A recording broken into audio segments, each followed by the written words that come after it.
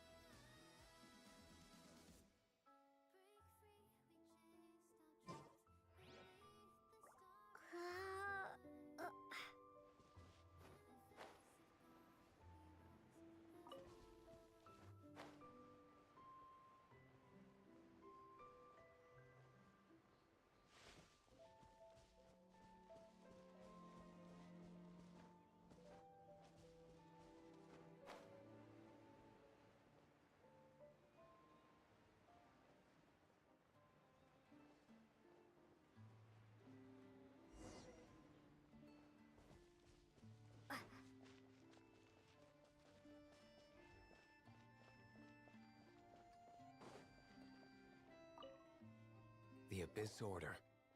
Enemies of the human race. Even the underground networks rarely come across any information on them. With that said, it was a bit of a hassle, but I managed to dig up a few clues. Really? That quickly? You really are well connected, Master D-Luke. Come to think of it, Mr. Big Animo God Barbados, why exactly do you need the help of mere humans? How do I put it? The Seven, as people now know them, were once known as the Seven Archons. Each Archon presides over their own part of Teyvat. That is the role the Archons play. Only in performing this duty can we attain power. But I don't like the idea of ruling Mondstadt, and I don't feel Mondstadt would really like it either. Go forth and establish a city of freedom without rule. We have not forgotten Barbados' wish for Mondstadt. Jean, you're such a devotee. Maybe someone got a little too free and is just too lazy to care. However it may have come to be, I haven't been back to Mondstadt for an extended period of time. Without a doubt, I am now the weakest Archon among the Seven.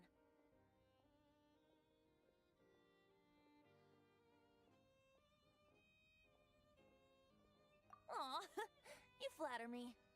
Oh, such a humble god. Is it a blessing or a curse? But we digress. Let's get back to the topic at hand. The common enemy of all mankind. We have tracked the Abyss Mage to the vicinity of the winery. I cannot stress enough how important it is to not let it escape.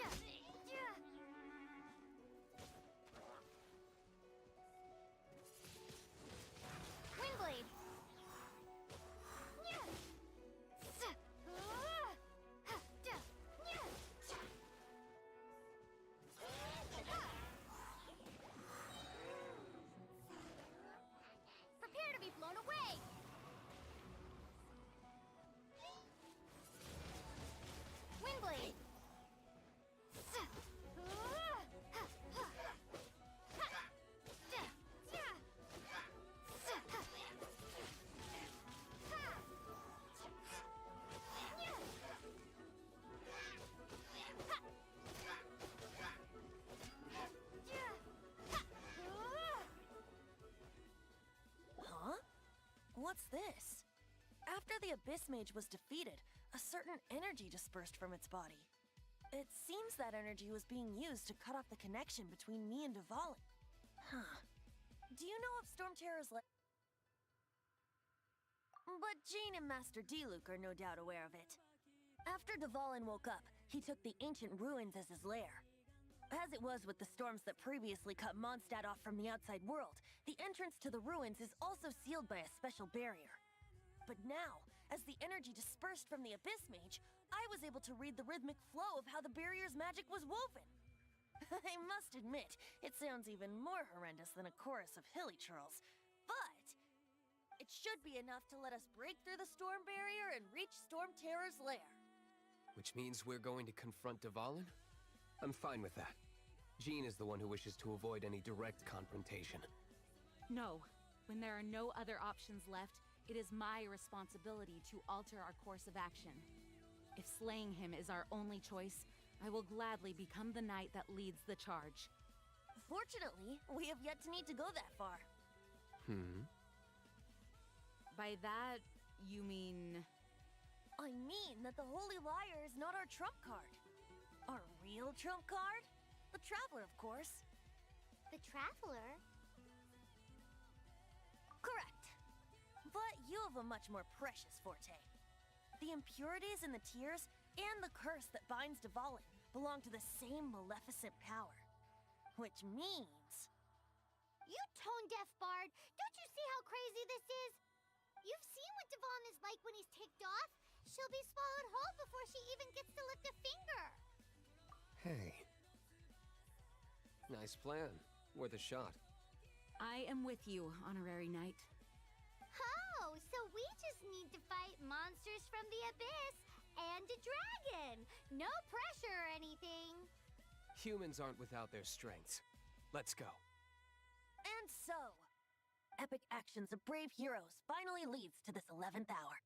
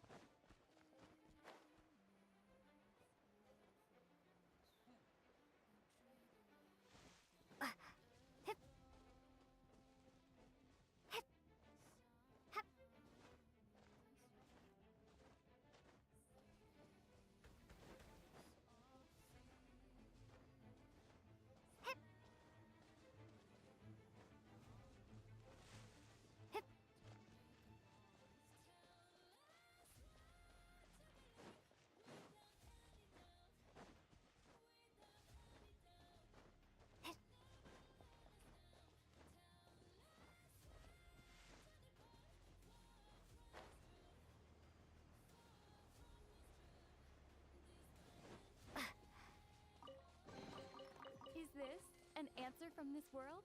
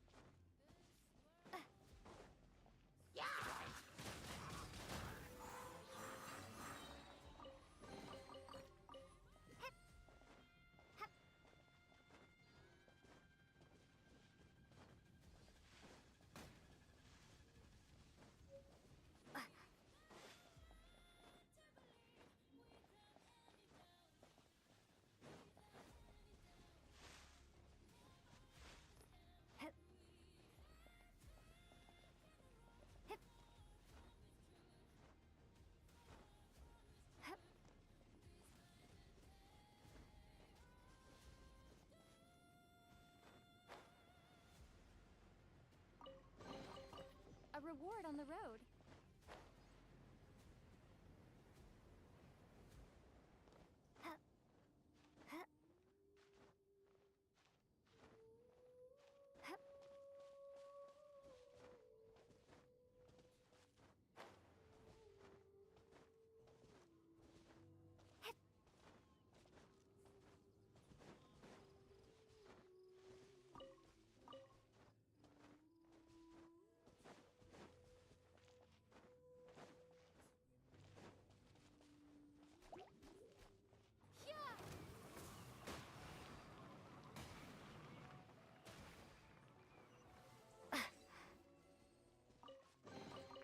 A reward on the road.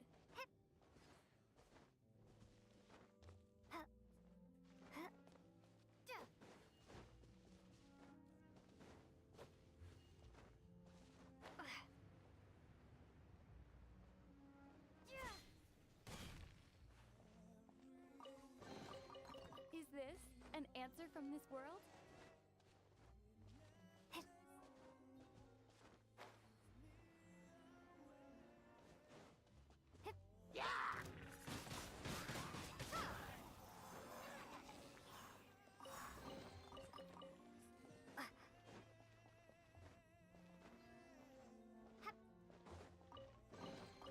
I'll keep this close.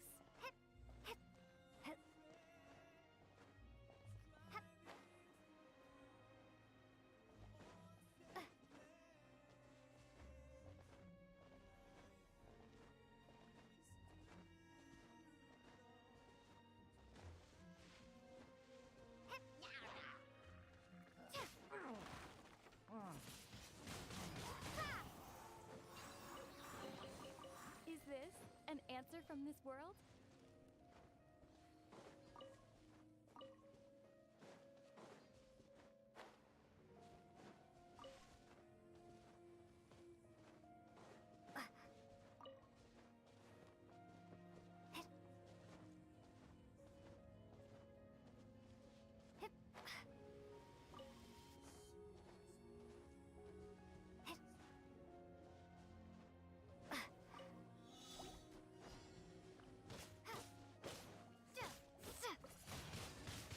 Windblade.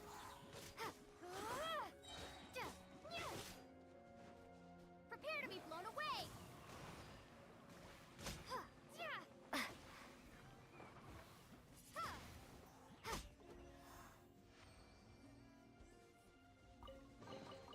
Is this an answer from this world?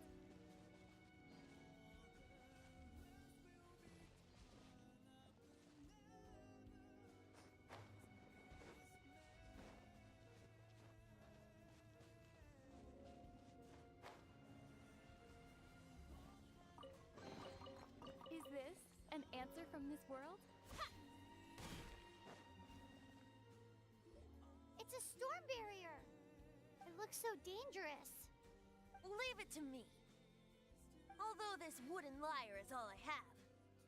I don't need the lyre to break through this kind of storm barrier.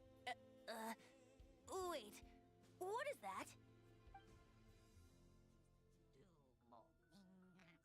Enemy attack!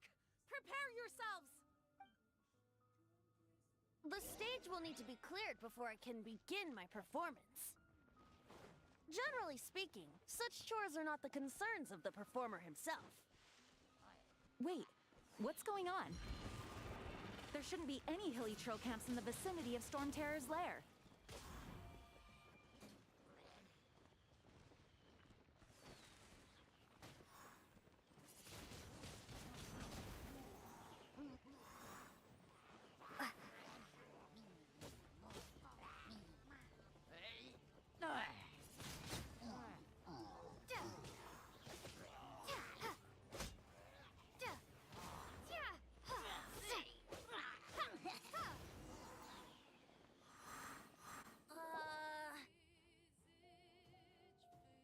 The hilly trolls usually do not venture into areas with high elemental concentrations. It puts a heavy burden on their bodies. The Abyss Order must be manipulating them behind the scenes, yet they shouldn't have been able to determine that we would come. And presumably spreading their forces to halt our plans. Without further ado, I suppose I can play faster if my only audience is the wind.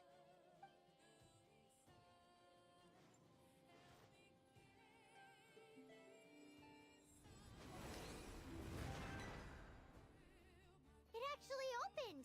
You're not entirely useless, Tone Deaf Bard. This is it. We are now entering Storm Terror's lair. Watch yourselves. Let's move.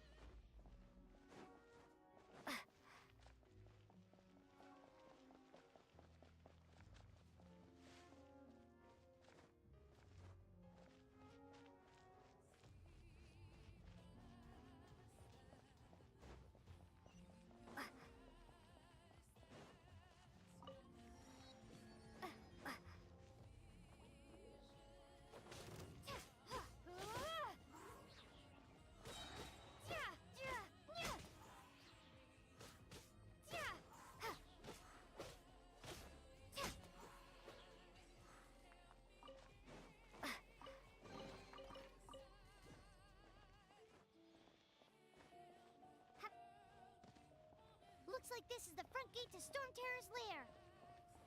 The gate is enormous compared to us. But still, Paimon wonders how Devon gets in there with a body that huge. He doesn't walk in. He flies in. Oh. You do have a point.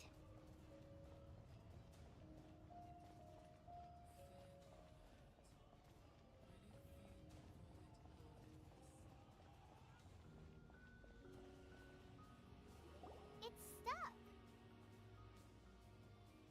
It's stuck.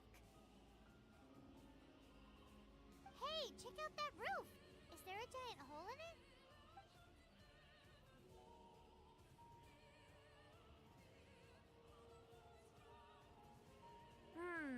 I suppose we could make use of that wind current. Let's make a detour then. Heading up. Let's make a detour then. Heading up.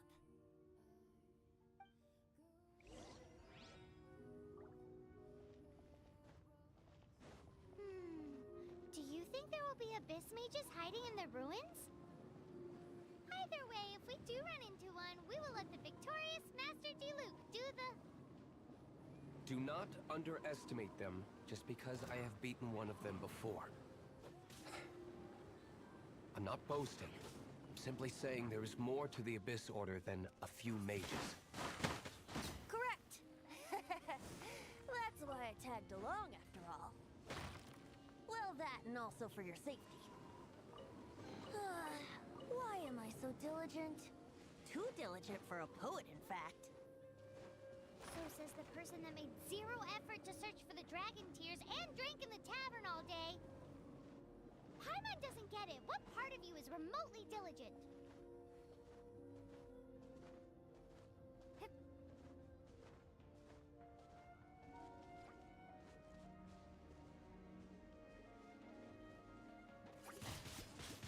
Windblade.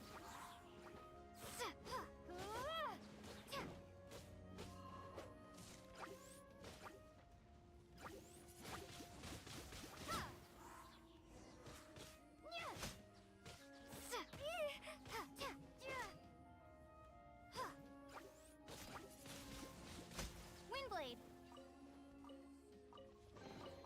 Is this an answer from this world?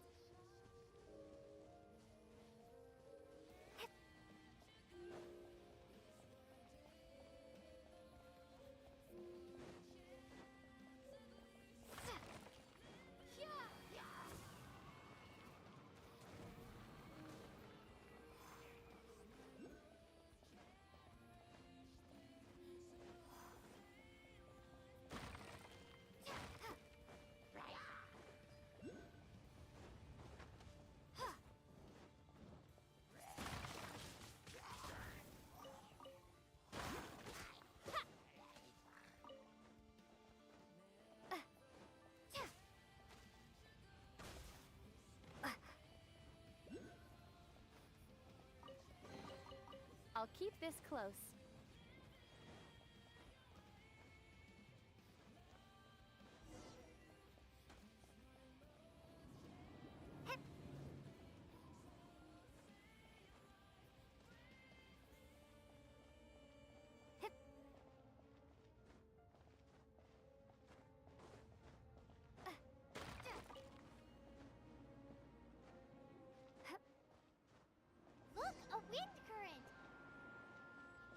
lead us to the top of the tower.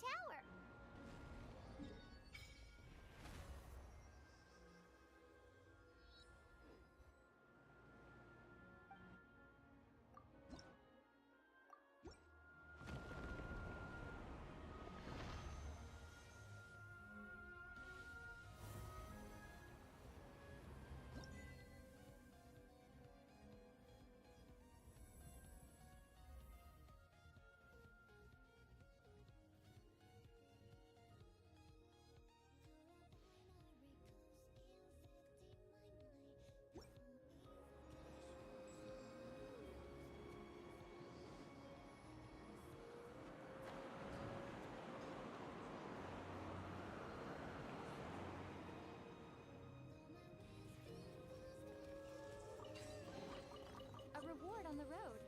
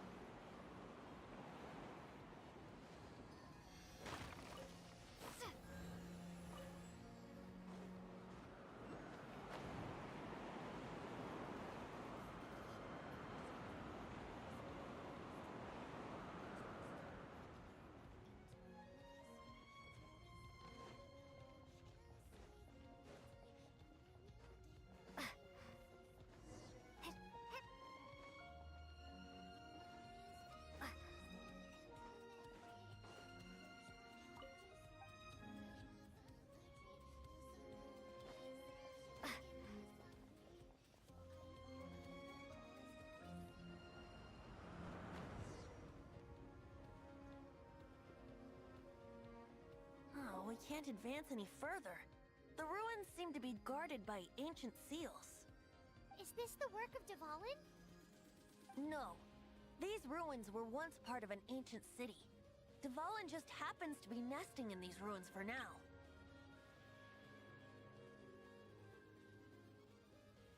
These ruins even predate the existence of the Four Winds.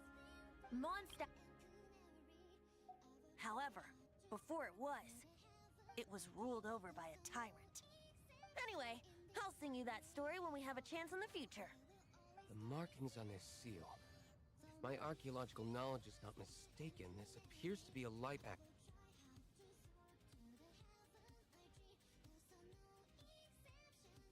If we retrieve and reintegrate all the parts, we should be able to get it working. We should be close to completing the ceremony for this actuator. Let's put the last part back and see.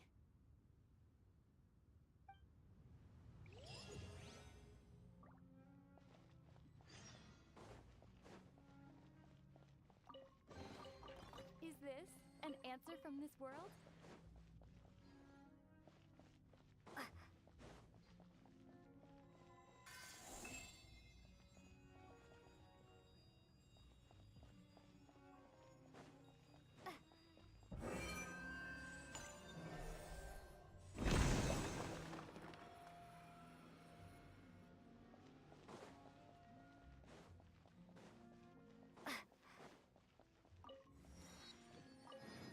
Looks like we're right. There are 3 more halos circling the tower. Which means there are 3 more corresponding light actuators to activate. I can see one from here.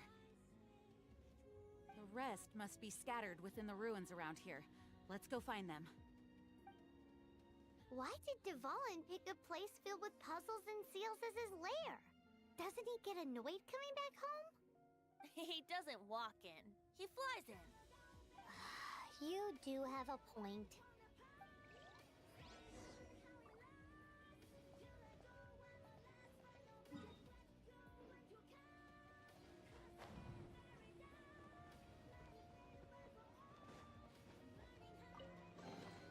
A reward on the road.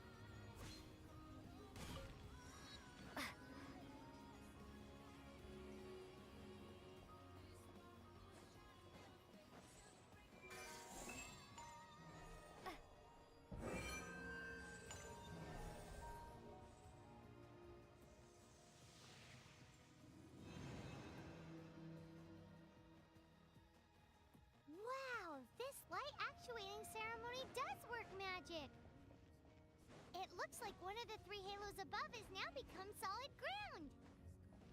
Let's start looking for the next puzzle.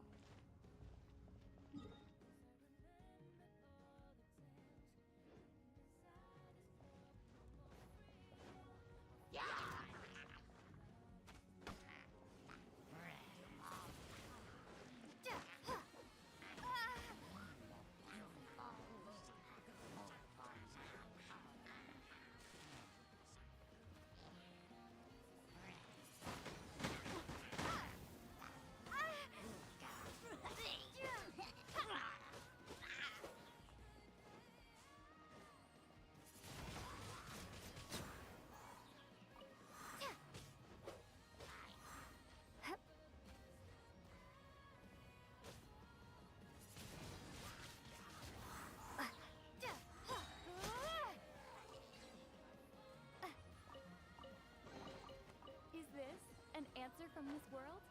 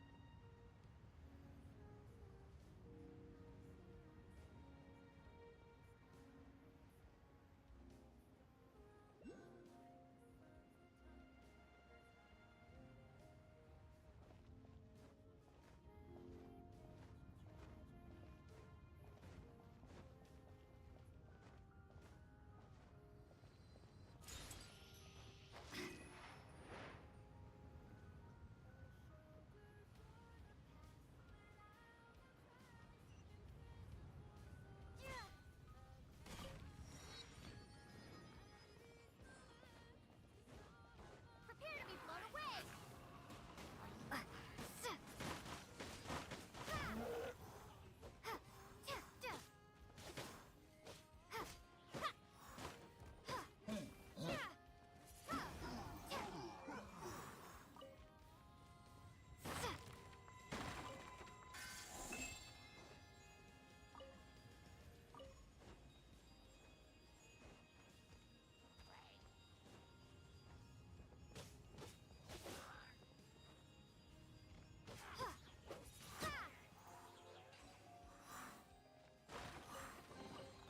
I'll keep this close.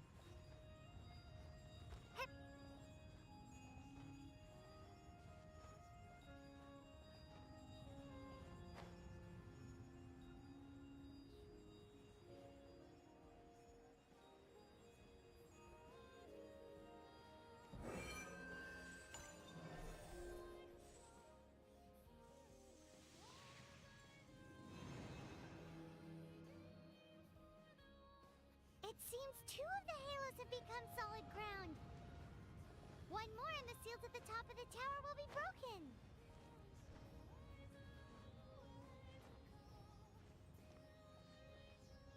Hip.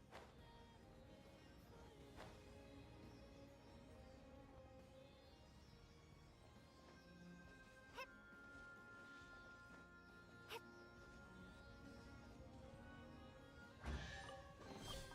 Is this an answer from this world?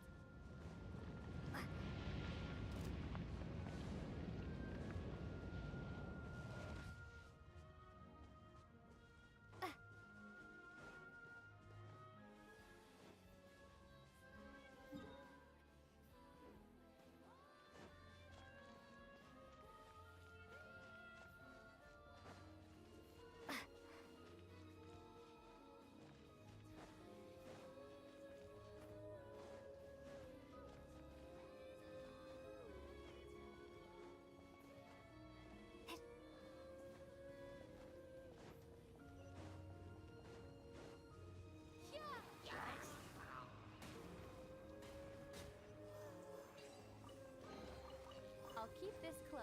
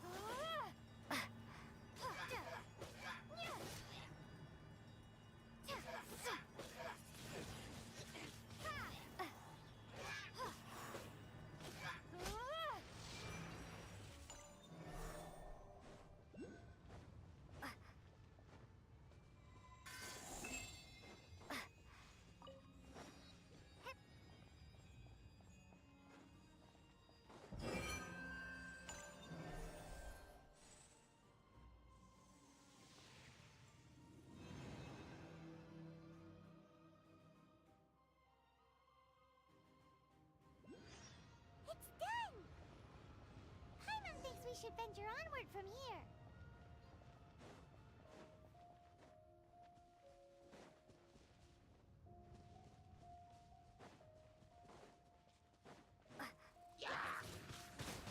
Windblade.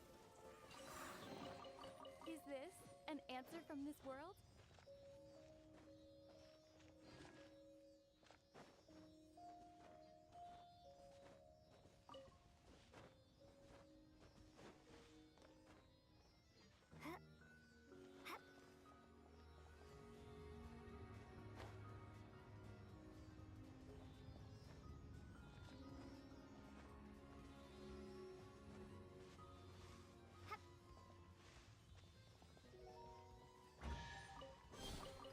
I'll keep this close.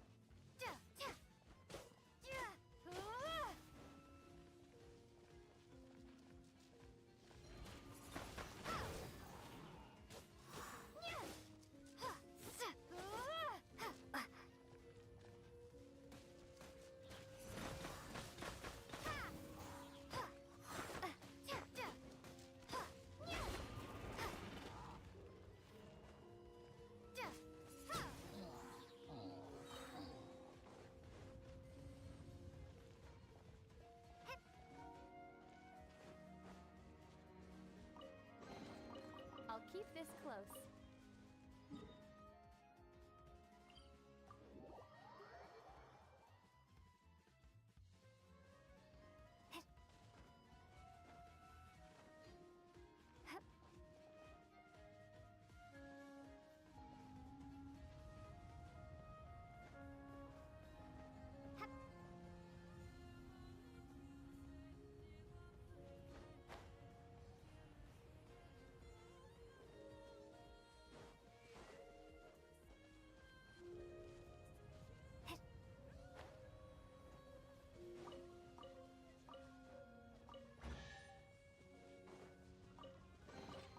Is this an answer from this world?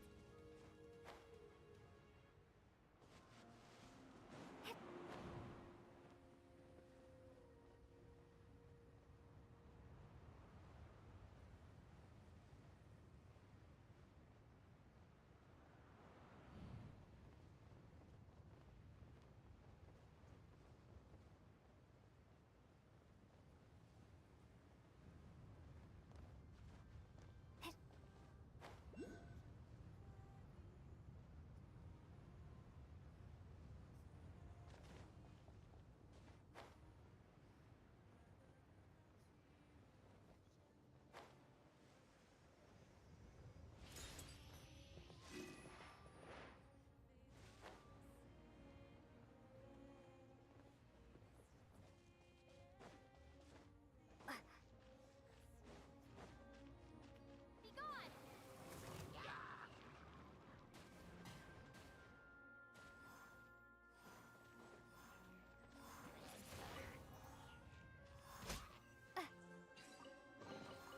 I'll keep this close.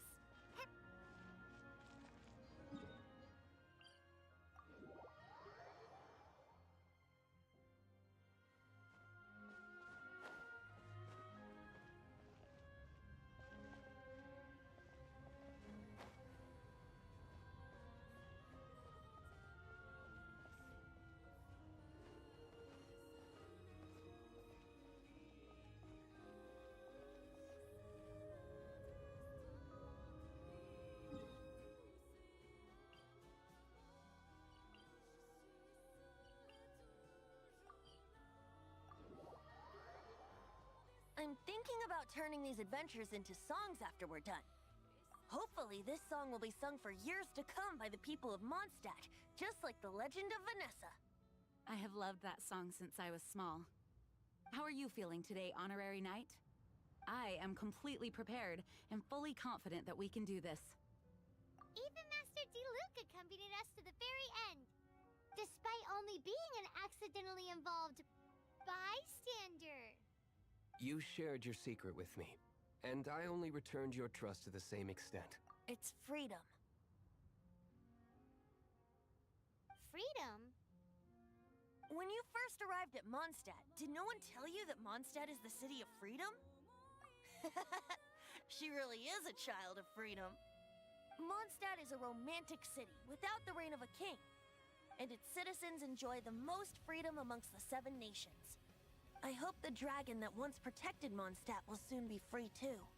No one should have deceived him by telling him that Mondstadt betrayed him. And no one should have told him that it was his eternal duty to protect the city. He has the right and freedom to choose his own way of life. Venti?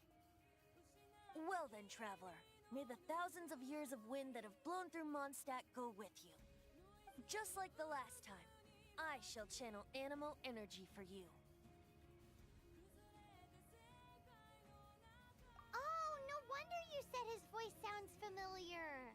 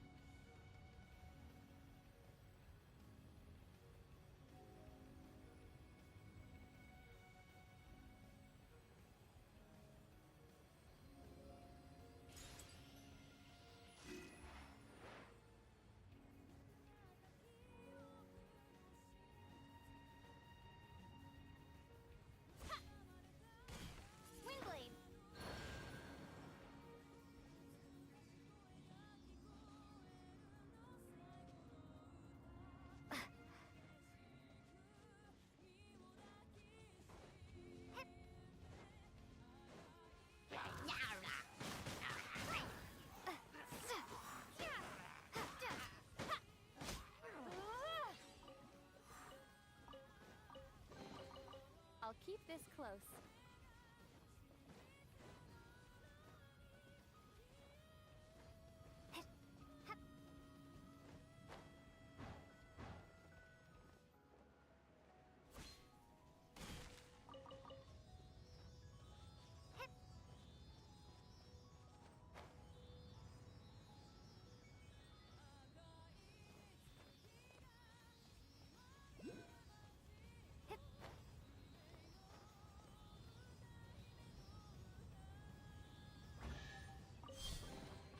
Is this an answer from this world?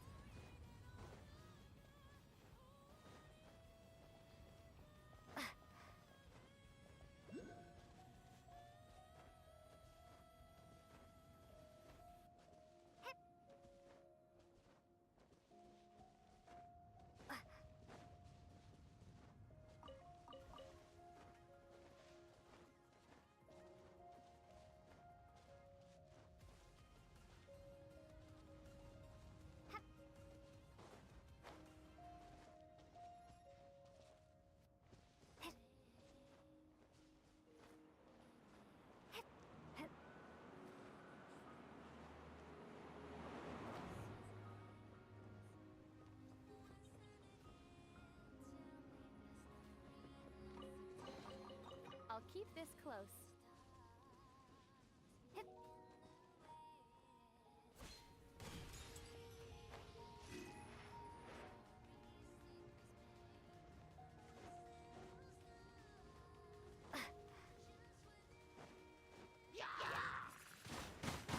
Wingblade.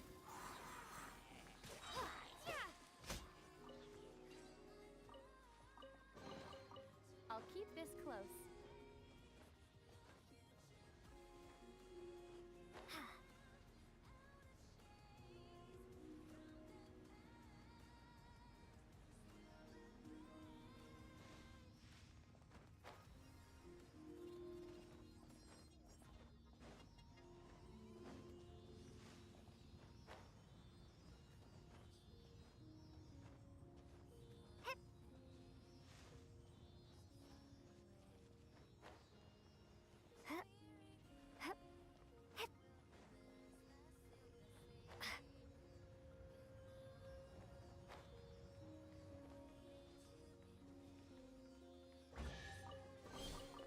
Is this an answer from this world?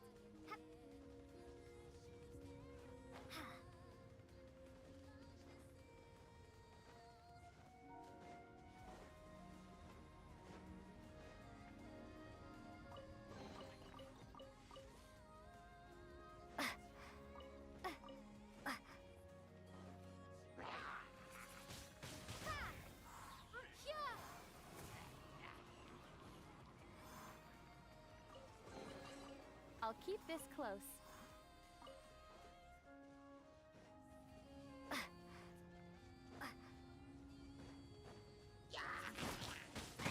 Wingblade.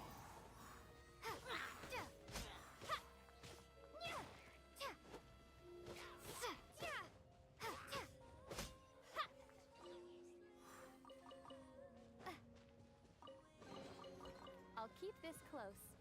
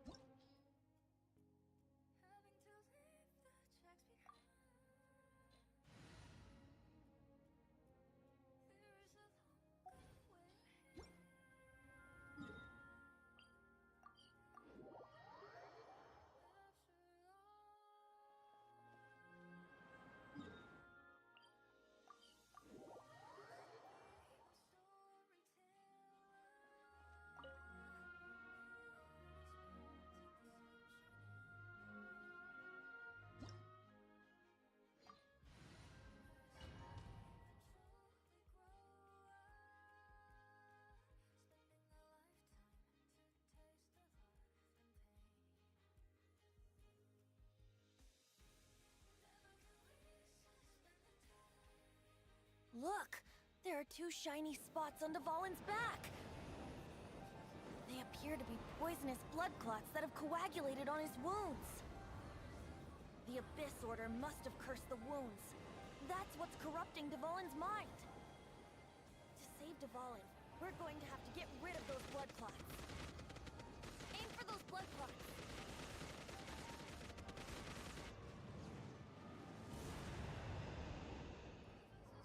Dvalin is getting away, but I'm familiar with his tactics. Just hold on a bit longer.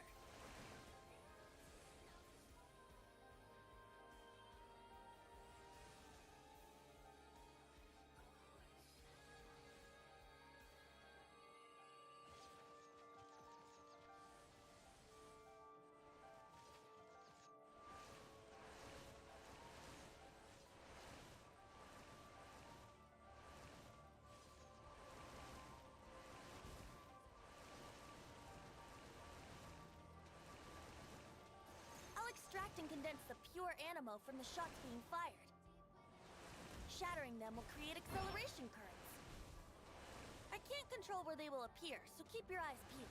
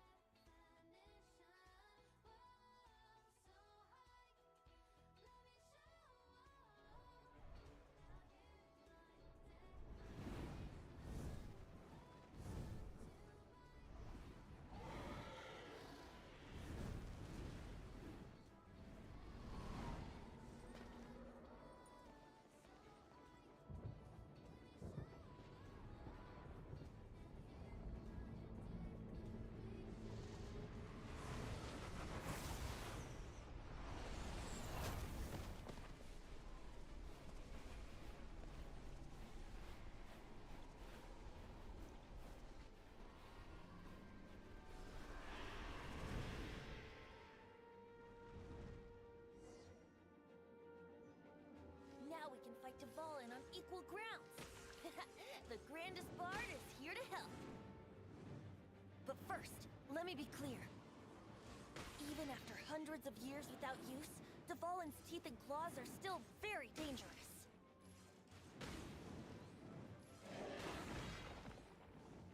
Yeah! Now is our chance! Aim for the tainted blood clot on his neck!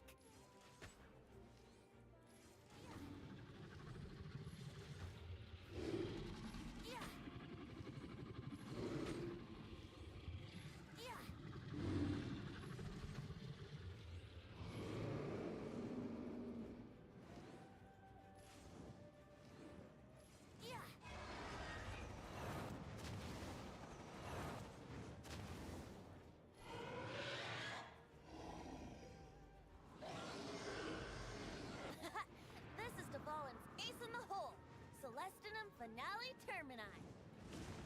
This dragon has strange taste when it comes to naming things. I named it for him just now. Seriously? Well, anyway, let's ride the wind currents and stay away from the breaking platforms.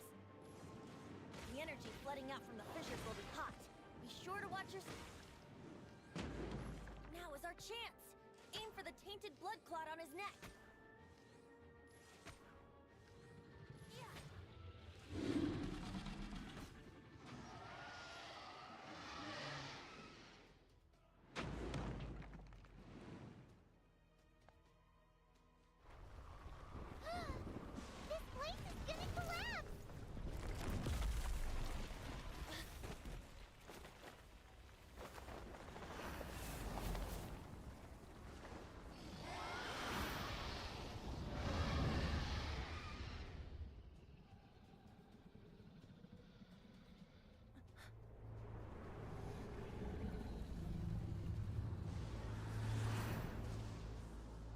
It's been a while since we flew like this together. How, Dvalin? Just now. Why? Why did you not ask me to protect you like the last time? Me not wanting you to listen to the Abyss Order doesn't mean that you have to listen to me. Freedom, if demanded of you by an Archon, is really no freedom at all.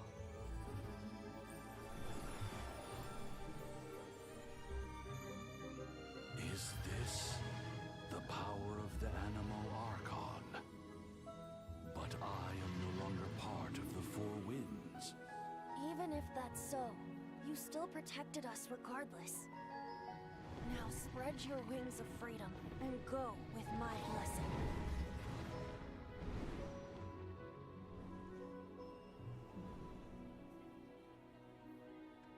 And so, the Storm Terror threat was quelled. I clarified the misunderstanding to the citizens of Mondstadt, and let them know that they are safe.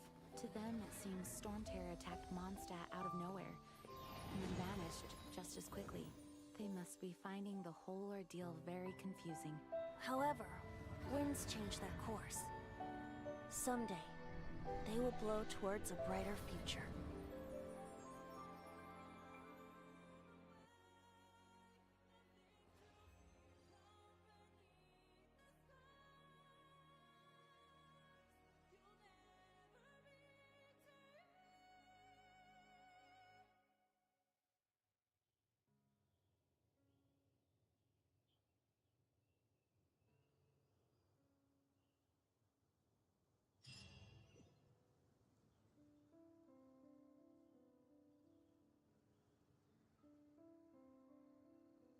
You guys are back!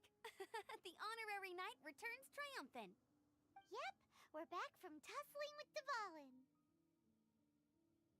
You just returned yesterday, right? Jean got back first, and she told us all about your heroic deeds. I wonder if I'll ever get an opportunity like that. That doesn't come into it. You guys deserve all the credit for how you resolved this crisis. When I brought you into the city that day, I was just doing my duty as an outrider. You're welcome.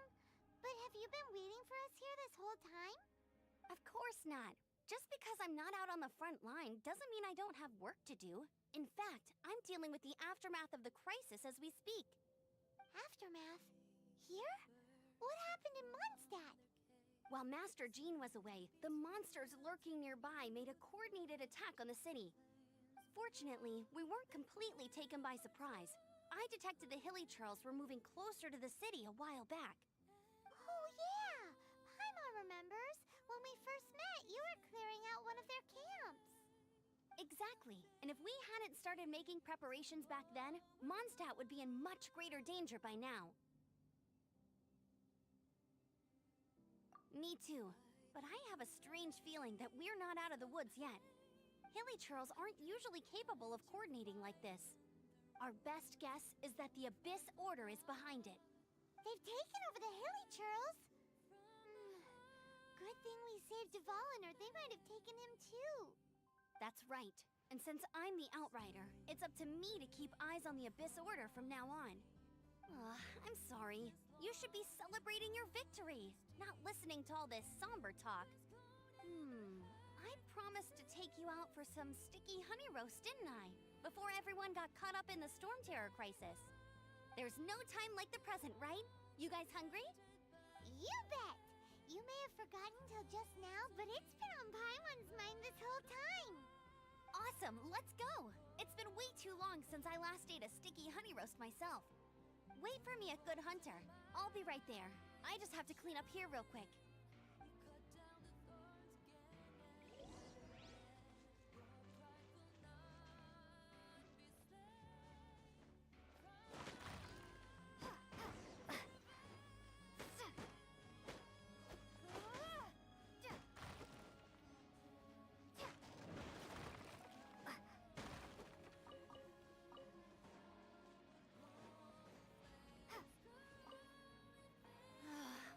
Timing.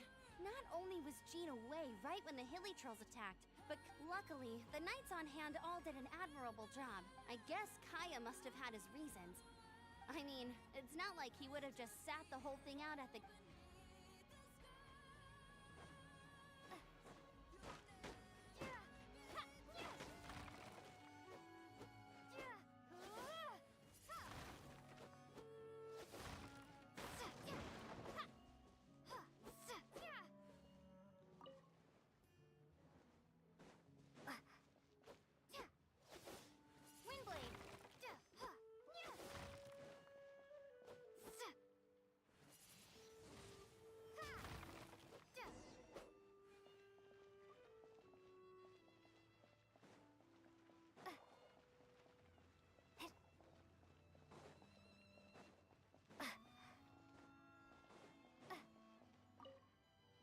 Thanks for helping us clean up the battlefield. This work ethic of yours. I know this paltry sum doesn't begin to pay you back for everything you...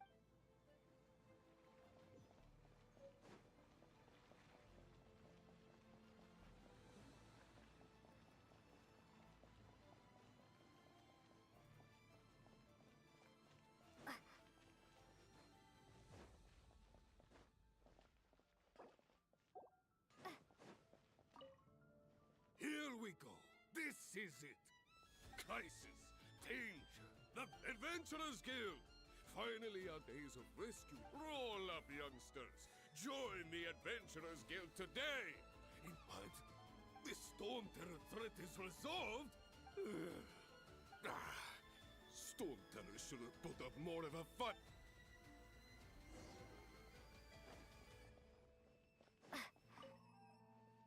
Long live the heroes. Thank you. It's finally over. Many trade routes have closed due to the Storm Terror incident. We can cope for now without fresh fruit and vegetables. I cannot imagine a world without wine. I hope they get the trade routes back up and running soon.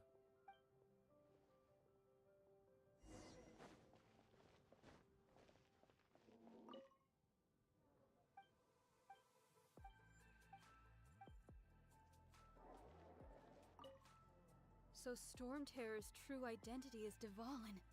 Every cloud has a silver lining. We're fortunate that our relationship with the Dragon of the East didn't sour past the point of no return. For that, we have you to thank. And Jean for her unfailing devotion. As long as we have the Knights of Favonius, peace and freedom will prevail in Mondstadt.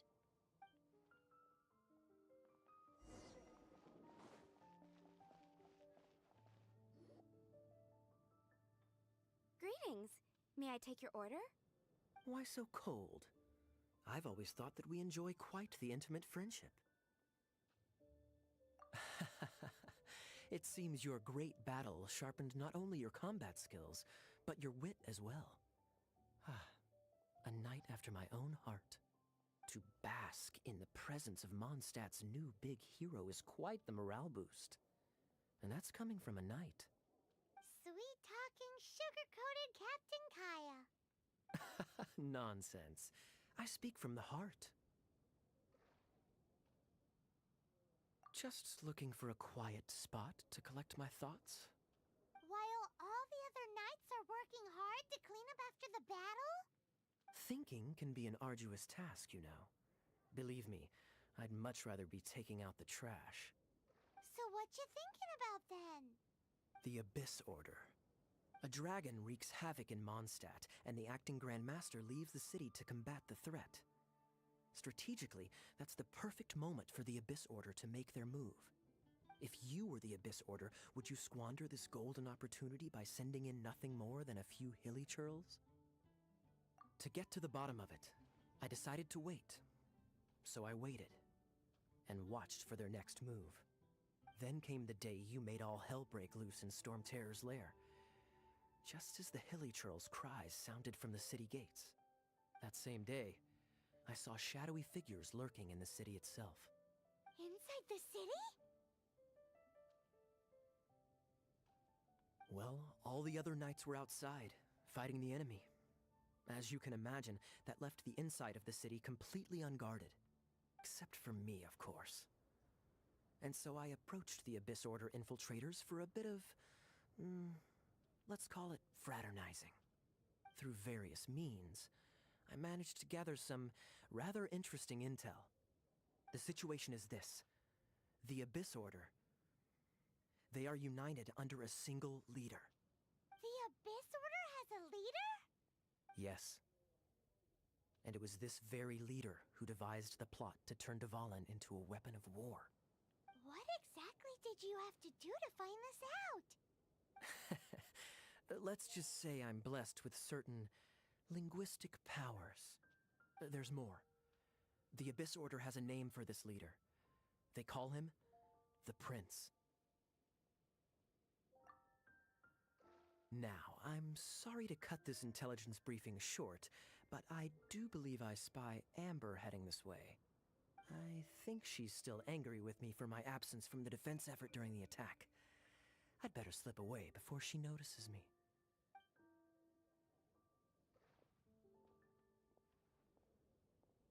One minute I see Kaya, the next he's slipped away. Clear sign of a guilty conscience. Are you sure? Because that sounds like exactly what he'd say to talk himself out of trouble. But let's forget about him. I worked super hard today, and my tummy's rumbling. Let's order. Hi, Sarah. One sticky honey roast, please.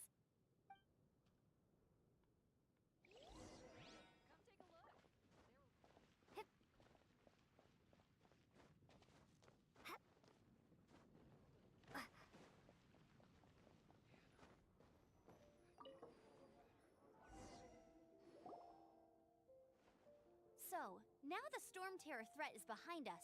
What are your plans for the next step? Paimon thinks it's time to leave Mondstadt and keep looking through the 7 nations until we find clues about her brother. Huh, really? Oh, well, I guess this is goodbye for now.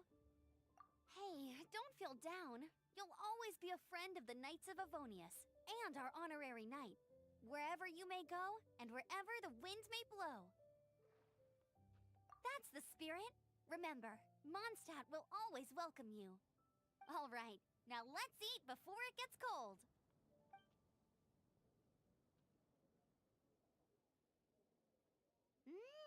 That was good. Note to Paimon, Amber's recommendations are worth the wait.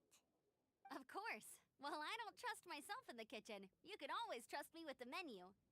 Oh, I almost forgot to mention. Jean's waiting for you at the cathedral. It's something to do with the Holy Lyre de Himmel. You'd better head there now.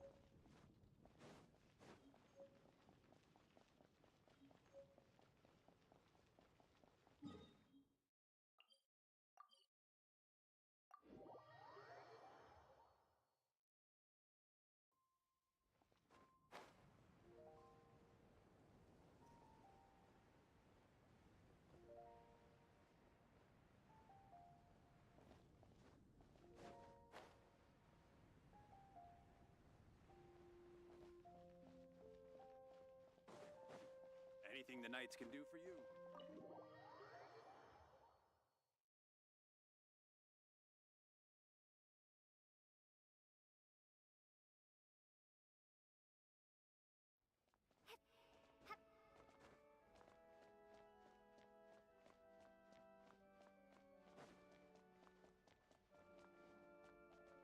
This is Barbara, the deaconess of the church. She is here to retrieve the holy lyre to Hamel. May the Animo Archon protect you. I'm not really in a position to speak compared to our acting Grand Master, but I still want to thank you all on behalf of all of Mondstadt for your assistance. Fortunately, everything was resolved peacefully. I can't imagine how an all-out war between the military and the dragon would have ended. Now the Fatui have no choice but to keep their mouths shut. They must be annoyed that things didn't turn out as planned for them. This time, they even lost their best excuse to pressure the Knights of Favonius. Diplomatically speaking, they gained nothing, and on the contrary, simply proved just how vexatious they can be. Sounds like quite the story. So, did you bring the holy lyre with you? We cannot ask you to keep defending the lyre forever. The Seneschal has been pressing me for a while now. We, did bring it with us. It's a little... Oh, don't worry. I'm not here to collect rent. The church has always received special funding.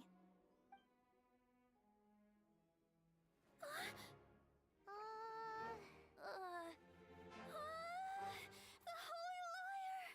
Lord Barbados! Even if I atone for these sins for the rest of my life, it would still not be enough. Oh, give it here.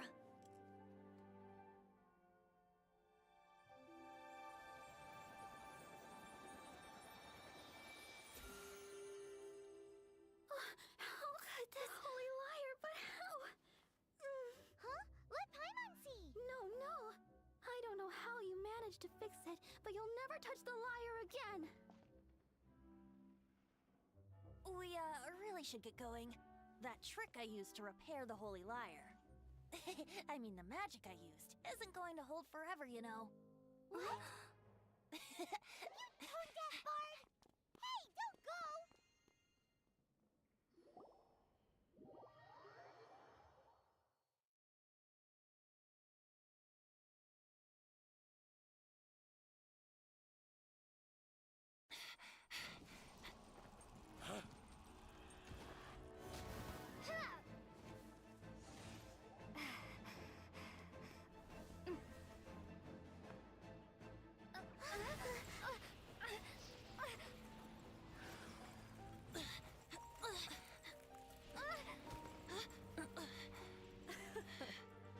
At last, Mondstadt's rodent ruler in the flesh. Scurrying through the streets looking for leftovers? Mondstadt calls this a god? Resident rodent beats invasive vermin. Don't you dare speak back to me, insolent bard. Absentee Archon of Mondstadt. How impotent you've become. That smirky wear looks out of place. Did you steal it from your master's face? You should have held your tongue.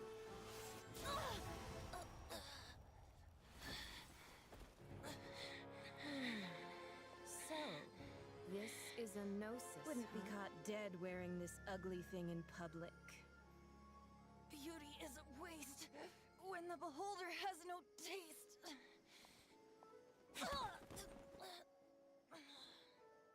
Venti! Well, we have what we came here for. Come, before our dear Favonian friends arrive. Leave nothing for them to find.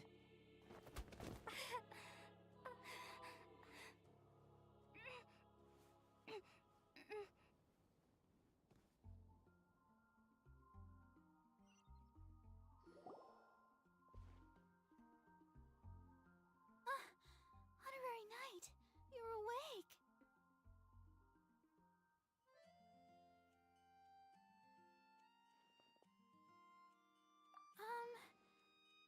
say he's alright, exactly. I found you lying unconscious outside the cathedral and used my elemental powers to heal. That bard awakened first, but strangely, my healing powers had almost no effect on him. This is the first time I've encountered such a patient. But he just said, it's completely normal, and then got up and left the cathedral. He left? Already? Where'd he go? The symbol of Mondstadt's hero. That's what he said. I wanted to stop him, but Jean, I mean, Master Jean, said to let him leave. How strange. Paimon remembers Venti healing under that tree before. It's probably due to the connection between Windrise and the Animal Archon. Master Jean has figured it out as well, but we can't tell Barbara.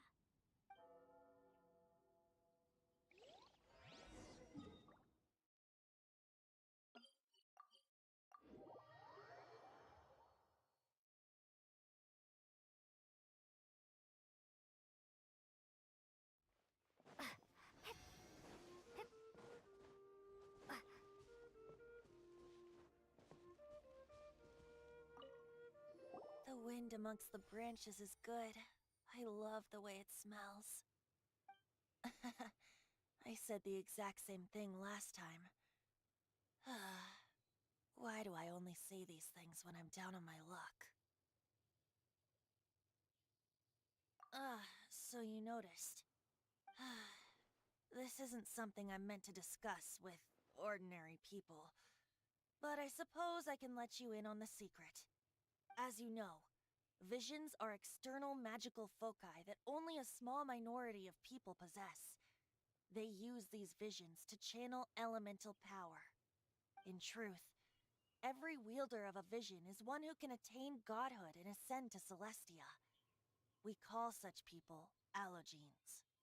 Allogenes? Paimon's never heard of them before. That's because this is a secret that only Archons are privy to. We don't need primitive tools like visions. Instead, each Archon has an internal magical focus that resonates directly with Celestia itself. It's just a glowing glass ball I carry around to avoid suspicion. So who was that nasty woman who sent Paimon flying and stole your Gnosis?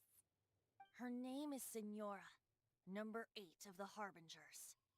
She and the rest of the Harbingers have been given godlike executive authority by the Tsaritsa of Snezhnaya, and with it, strength surpassing that of other mortals. The Tsaritsa of Snezhnaya? Isn't that... Indeed. She is one of the 7. The Tsaritsa who reigns from the Zeppeljärni Palace, and the one person that the Fatui Harbingers all answer to. The 7 don't always get along well, but still. I never thought that she would plot to steal another Archon's Gnosis. How should I put this? 500 years ago, I knew her well, but I can't say the same is true now. You see, a certain catastrophe happened 500 years ago, and after that, she cut off all ties with me.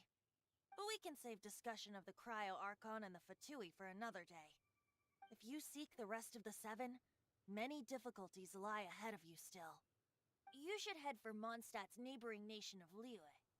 The Geo-Archon who reigns there, unlike me, administrates his entire region personally.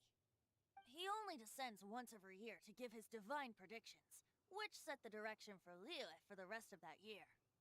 Even so, it sounds like he works much harder than a certain someone, In any case, this year's Rite of Descension is soon to begin. If you miss it, you'll just have to wait another year. What? Oh, why didn't you tell us before? Well, then bye! We're going! One moment, Windborn Outlander.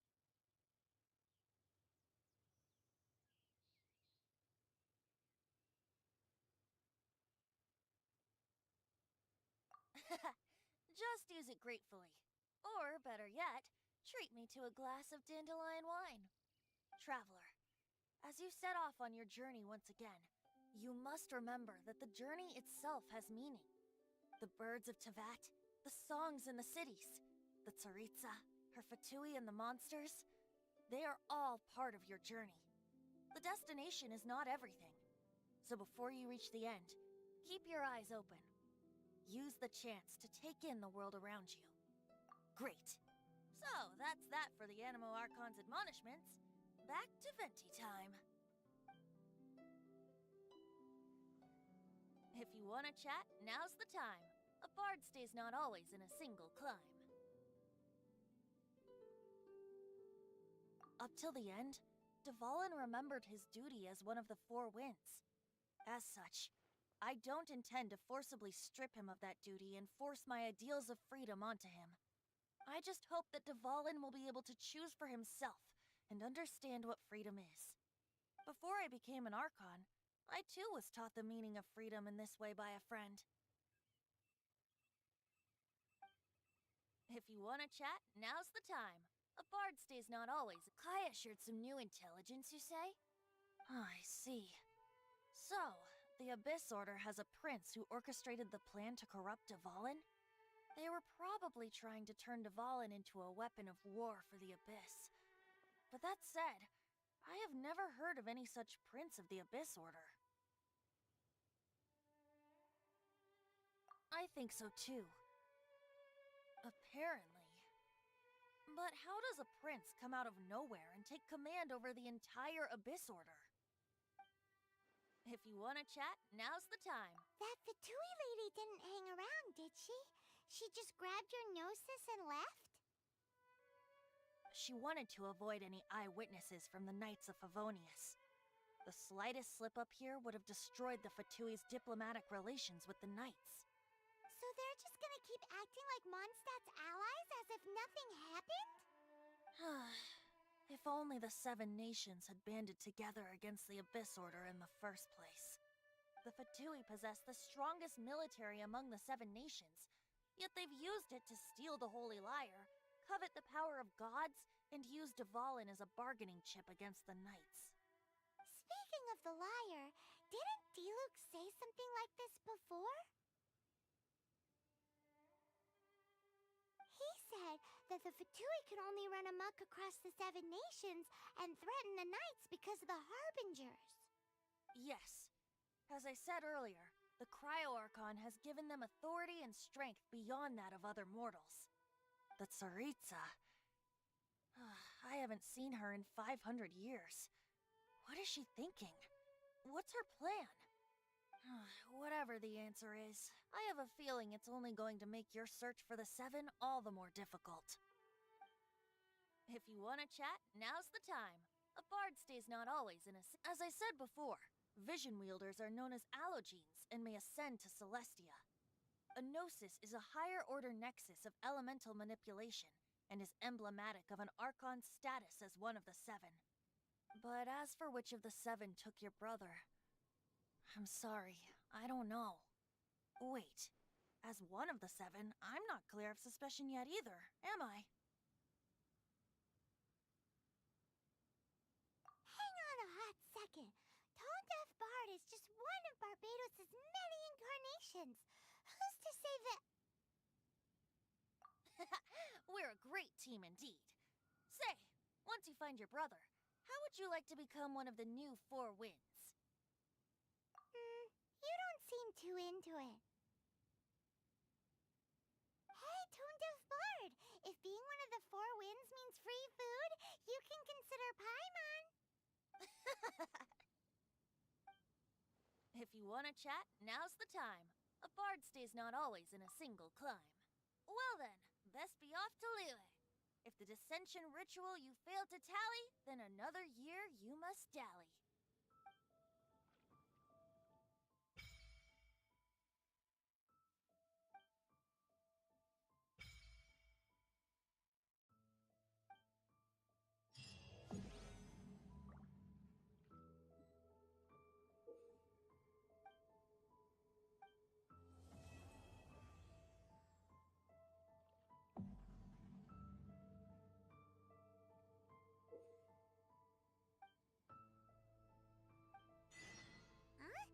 Seems like we were just sent a strange book.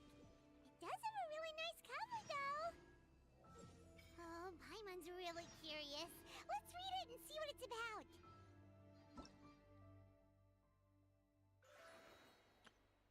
Ta-da! Barbara's here. Leave the heat.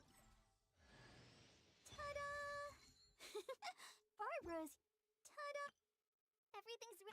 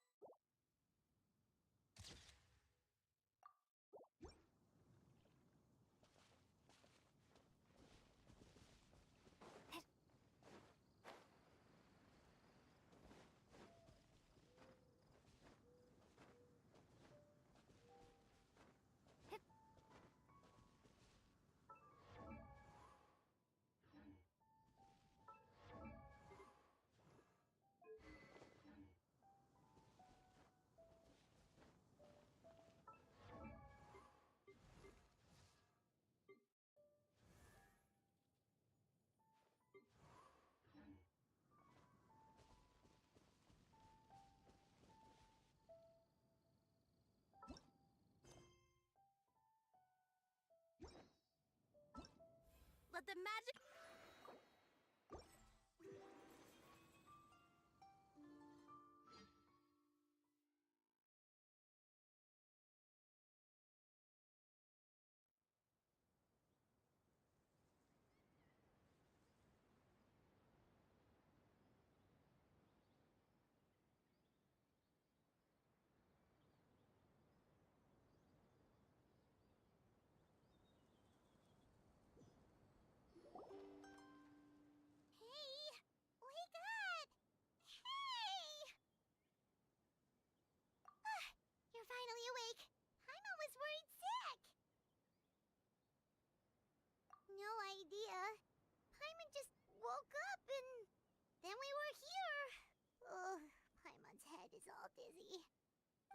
scenery here looks different, too.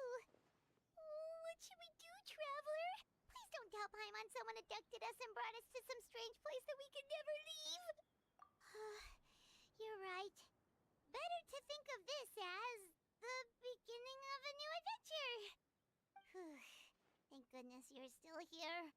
If Paimon woke up alone, she probably would be trembling in a tree hollow.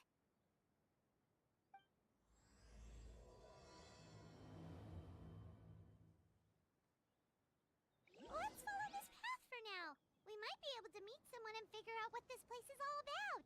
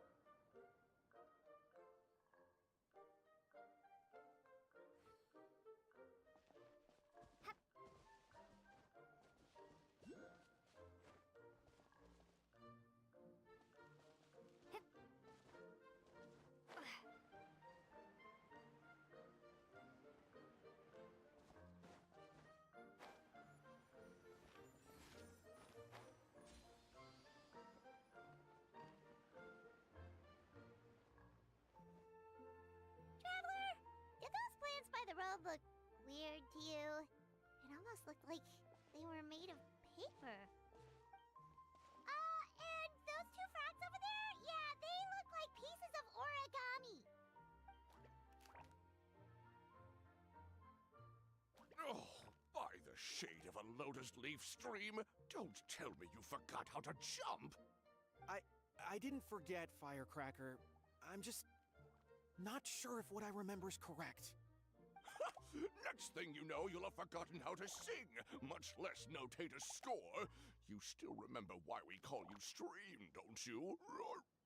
Yeah, because I've got a great singing voice. Although these days, name seems more ironic than anything. Not just a great voice, one that evokes the gentleness of early morning dewdrops flowing into a spring. So cheer up and make the jump over. If you're still unsure, just use that roll of magic thread. I won't laugh, I promise. Now, don't tell me you've forgotten how to use that as well. I haven't forgotten everything, Firecracker. Your name, for instance. It's kind of hard to forget that you're named after your fiery temper. Now do me a favor and pipe down for a second. I'll be right over.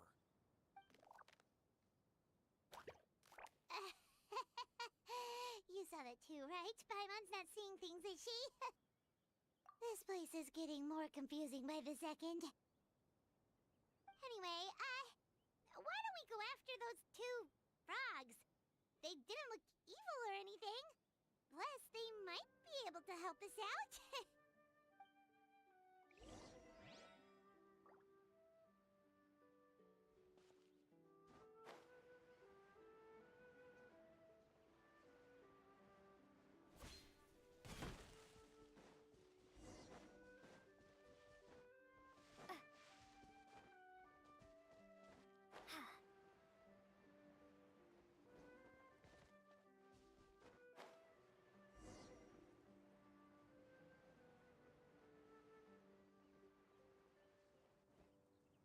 Guess we're not catching up to those frogs. They were so fast. Paimon couldn't even tell where they hopped off to in the end. Excuse me, honored travelers. Did you come from the Cliff of Prophecy, perchance? The chubby paper hamster just talked. Chubby? Who are you calling chubby? I've just got a slightly thicker layer of paper on me, that's all. Allow me to introduce myself. My name is Armand, and I'm an elder of the Forest of Blessings.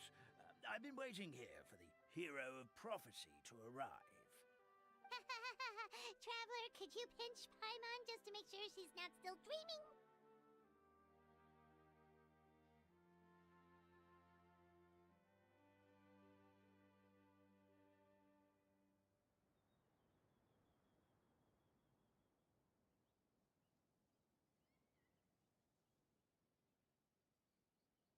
Pinching, you say? Well, I can help with that. Although you'll have to get a little closer. My arms are rather short. That's all right. We just need a minute to collect ourselves. Okay, let's think things through. We know for sure this isn't the world we're familiar with. The talking paper animals and all the paper trees and plants make that pretty clear. The hero from another world, supported by their companions, shall restore peace to the world. Dearie me, I completely forgot to introduce you to this world, didn't I? And here I am, getting all excited by the arrival of the hero. You'll have to excuse me. This old brain isn't what it once was, all shell and no nut. Oh well, perhaps my once glossy paper has faded past the point of no return. It's okay, really. You can just tell us all about this world now. Let me think. Where should I even begin? Pretty much forgotten everything that happened in the past. Right. I believe the story circulating along the pulp of this forest goes as follows. A long, long time ago, 3 goddesses created this world and named it Simulanka. The goddess of creation, who presides over matter and magic, created the mountains and rivers and gave us life. Her powers also pave the way for Simulanka to exist in numerous worlds. After the goddess of creation came the goddess of prophecy, with dominion over the stars and the course of fate itself. She induced the sky to spin and the earth to move. Even to this day, her statue still stands tall at the highest point of Constellation Metropole. The final goddess was the goddess of fate, she who reigns over all treasured tales and dearest wishes. She bestowed upon us the fierce and everlasting feelings of love and hate, and showed us the meaning of death and hope. Whoa, they all seem super impressive. Sounds like they really did a lot. Of course. All new residents of Simulanka come to the forest to thank the goddess of creation for founding this world, and travel to Constellation Metropole to witness the divinations of the goddess of prophecy's numerous oracles. After that, they make their way to the end of the world and tell the goddess of fate about their most cherished dreams. Well, at least that's how it used to be. How it used to be? Oh, yeah. That has to do with the hero you're waiting for, right? Yes, this old brain of mine may have forgotten many things, but I will never forget the day the evil dragon descended upon our forest. It came down from the skies in an ominous black mist and ravaged our homeland. Its gigantic footprints can still be seen in the kingdom of breezes and bells. We're incredibly fortunate that no one was hurt. Sounds terrifying. Terror doesn't stop there, I'm afraid. Ever since the attack, the Calligraphy Tavern in the forest has been closed. No one knows why, but it's a catastrophe of the highest order for us, forest dwellers. A catastrophe of the highest order? All because a tavern closed? If we were talking about Mondstadt here, Paimon might understand, but is it really all that serious? Good goddess of creation above. We'd take even the greatest flood over the closure of the tavern. Wet paper will dry out with time. Fallen trees can be restored. But the Calligraphy Tavern is the only source of the magic tonic that sustains all creatures in the forest. Magic what? Magic tonic. It was gifted to the forest by the goddess of creation herself. Well, our bodies will gradually crumple and become brittle until they eventually disintegrate entirely. Our colors will fade and we'll start to lose our memory until we can't even remember our own names. But wait, Grandpa Almond, does that mean you've already... Oh, I'm afraid so. The color has all but completely faded from my paper. To be honest, all I really remember is that I'm supposed to wait here for the hero of prophecy. But I've already forgotten who gave me that order to begin with. Then we've got to act fast! How can we help? Oh, brave Pixie. May the goddess of fate reward you and your friend for your kindness. Could it be you're the heroes I've been waiting for all along? Not sure how we know that. Plus, we can't even remember how we got here, so it's not looking too promising. Well, this is turning out to be quite the conundrum for old Almond Brain here. The prophecy never mentioned anything like that. For now, why don't you come with me to the Hut of Blessings? Our forest fairy lives there. Maybe she'll know what to do. Whoa, a forest fairy? Like one that knows magic? Oh, you betcha. She's prophesized to join the hero on their journey. Well, then, she sounds like exactly the kind of person we need.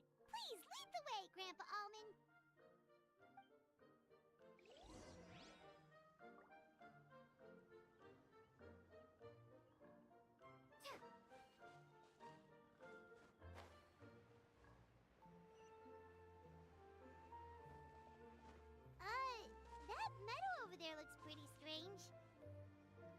That's what the Calligraphy Tavern looks like. Now it's lost all of its color.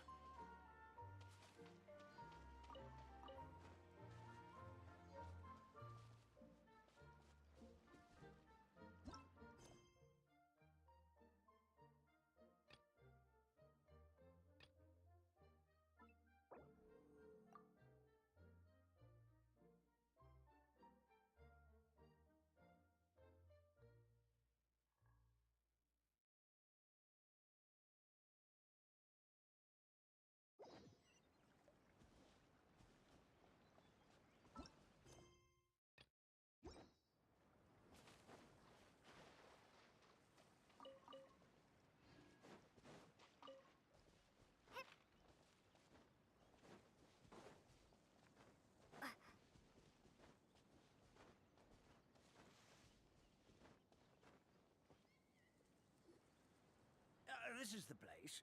If you could just wait a moment, the fairy should be... Traveler! Paimon!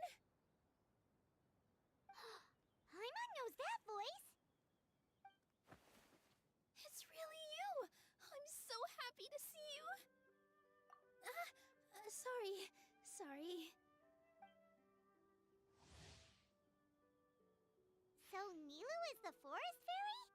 Well, you certainly look the part.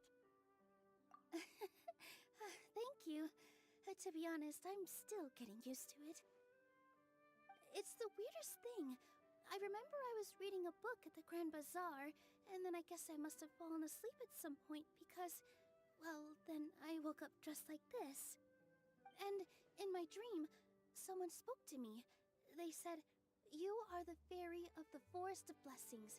Now go, save the forest with your magic." At first, I thought this whole world was just part of the dream, but no matter how hard I tried, I couldn't seem to wake up. I couldn't find anyone I knew from the real world either.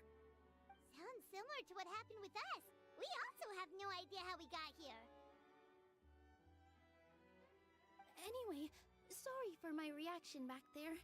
I got a bit too excited when I saw you two. It's okay, we totally understand. We were looking for a way out, too.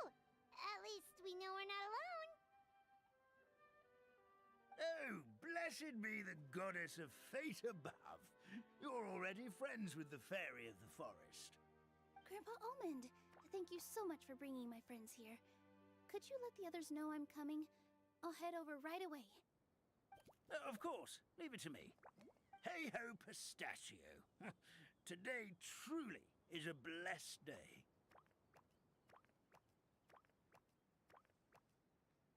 Wow, Nilu. Looks like you made short work of getting to know the locals. Well, when I arrived here yesterday, Grandpa Almond told me all about the state of this world. Since they think of me as their forest fairy, I just felt like I had to try to help them. Oh, so you mean like using some kind of forest magic to repair the tavern? Unfortunately, I don't know how to use the magic of this world. I've tried using my vision, but it doesn't seem to work here. If the books stored in this hut are anything to go by, this seems to be the place where the goddess of creation first made the townspeople of this forest. She folded the pages of books into small origami animals, gave them life with her magic, and with time, that's how the Forest of Blessings took shape. Maybe one of the books here could teach us how to use magic. I read them all, but only found one reference to magic. The incantation, abracadabra, means to create what I say. This is a world made up of words, where fantastical powers can be wielded by all. Okay, so basically everyone in this world can use magic? That's nice, but still kind of vague. Yeah, from the other books I read, it seems like this goddess really likes to play fast and loose with the details. So, what should we do now? Didn't you say you were going somewhere, Nilu? Oh, yes. I was going to help some of the other residents of the forest. They've been busy making preparations to reopen the tavern, so I thought I could help out. Got it! Guess we should just focus on what we can do for now. This whole thing is making me pretty nervous, actually. It's like I've been pushed on stage without being taught the choreography. Since I'm already wearing the costume, though, I might as well try to play the part. It's what a professional dancer would do. And who knows? Maybe I'll find my own magic along the way. All I can do is try, right? At least you're optimistic. Thank you. Then let's go.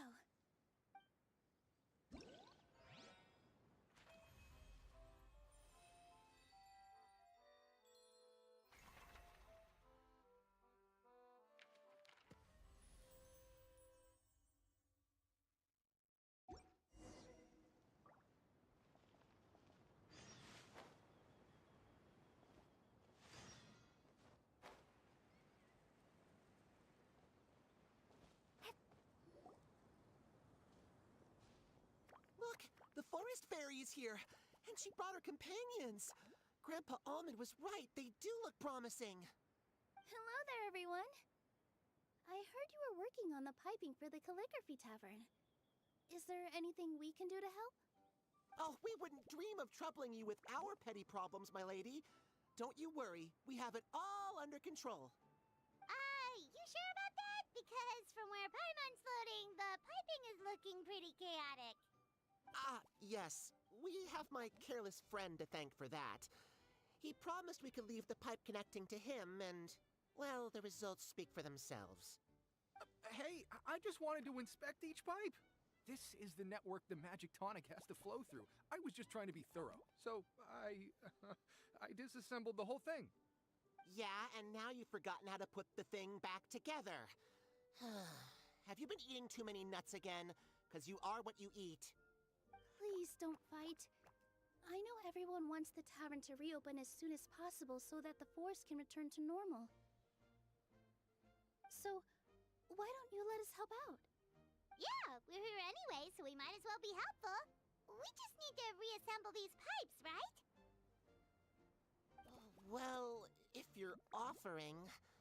Basically, the pipes need to be connected properly to allow the magic tonic to flow through. If you put the wrong pipe in the wrong place, the tonic will get stuck halfway. Attention to detail is key. Says the guy who messed up the whole thing in the first place.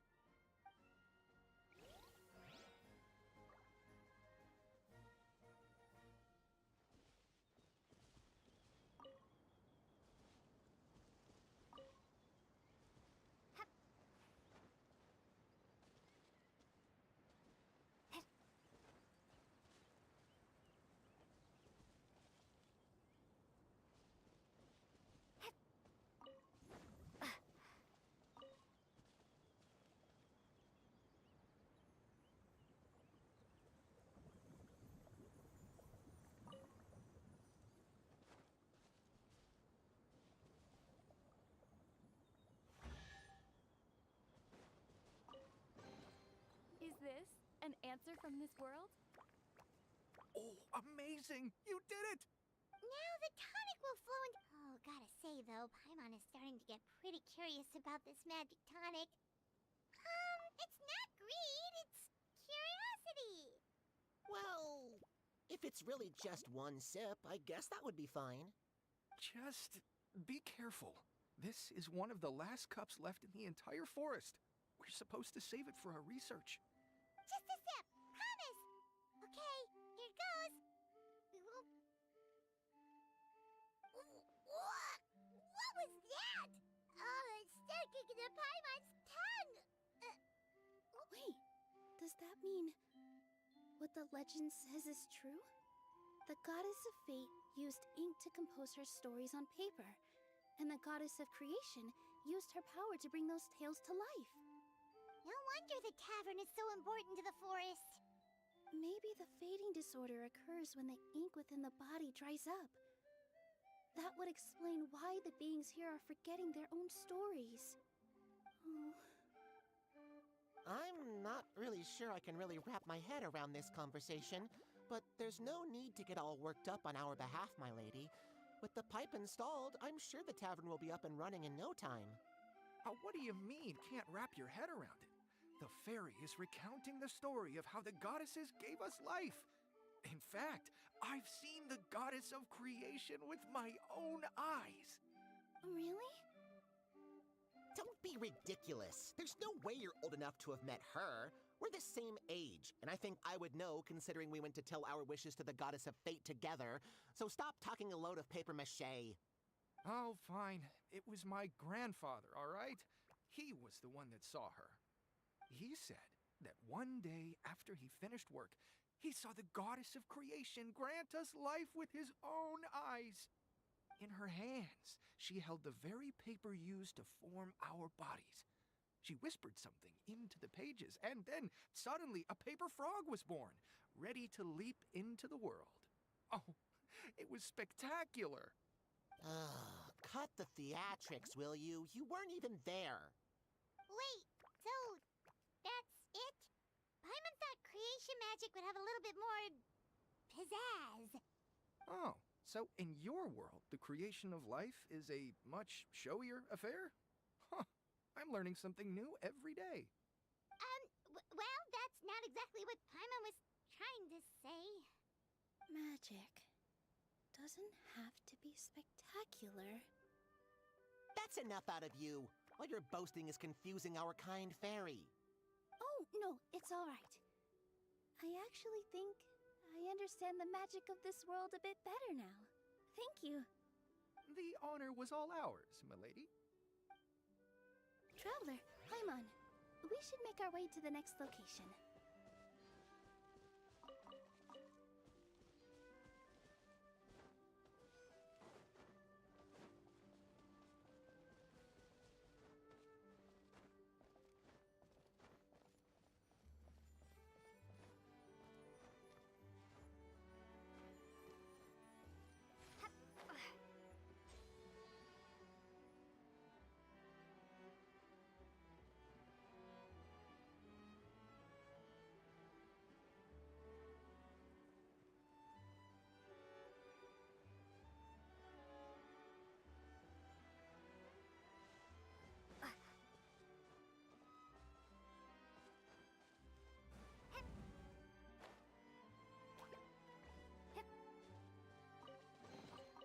I'll keep this close.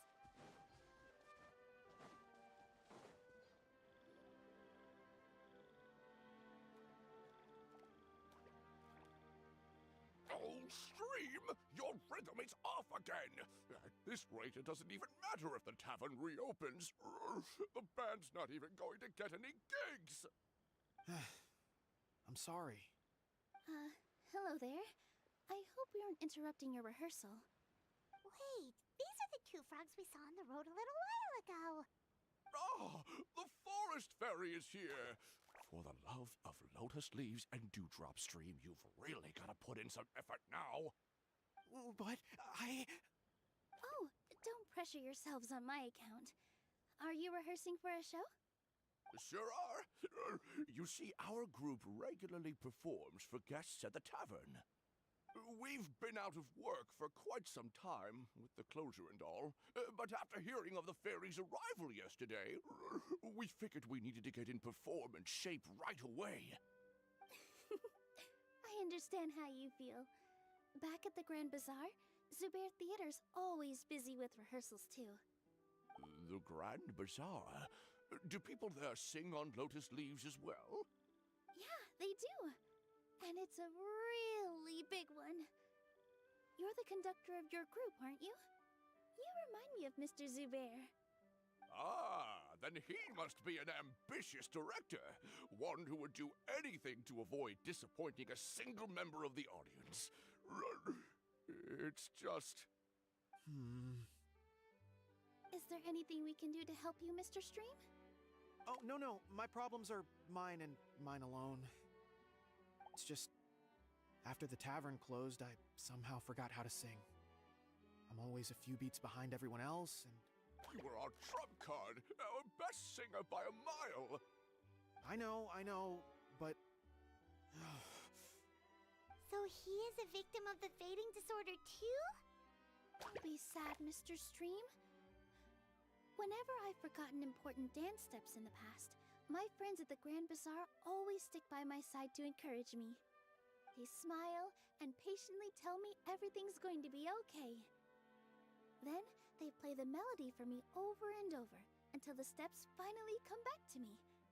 Now it's our turn to help you. We just need to help you remember how to sing, right? The Traveler's got a great sense of rhythm. We can help keep you in time. Well, what do you say, Stream? I think it's a great idea. Just focus on the lyrics, and the fairy's friends will help you stay on beat. Are you sure? This is really asking a lot. Tavern reopens, and we finally have the chance to hear your marvelous singing voice. All right, then. Thank you so much, everyone. I'll give it my best shot.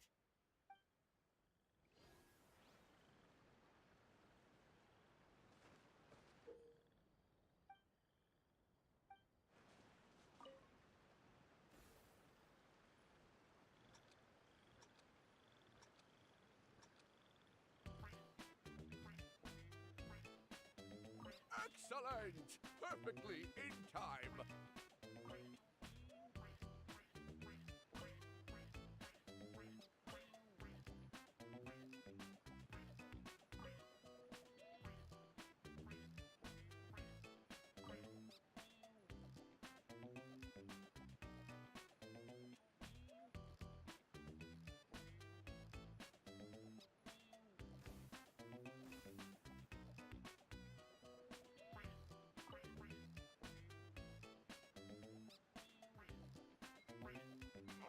No good! Your rhythm is off again!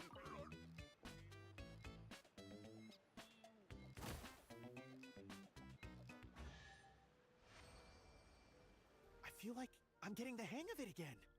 Goddesses above, this better stick when it comes to the performance. Just do it exactly like how we rehearsed. Thank you, everyone. Thanks to you, my voice is once again as clear as a flowing stream. Glad to hear that you're feeling better, Mr. Stream. It's also about time for us to go to our next destination. We'll be looking forward to your performance at the tavern. We've got one final stop. Let's go.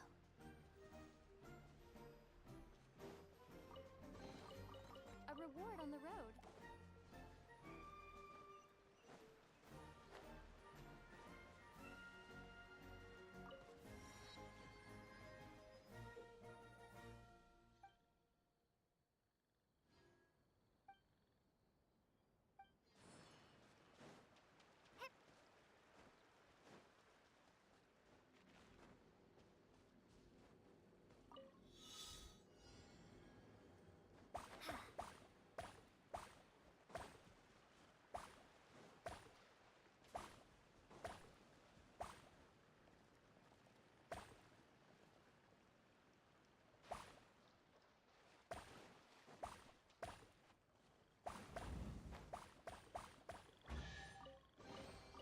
I'll keep this close.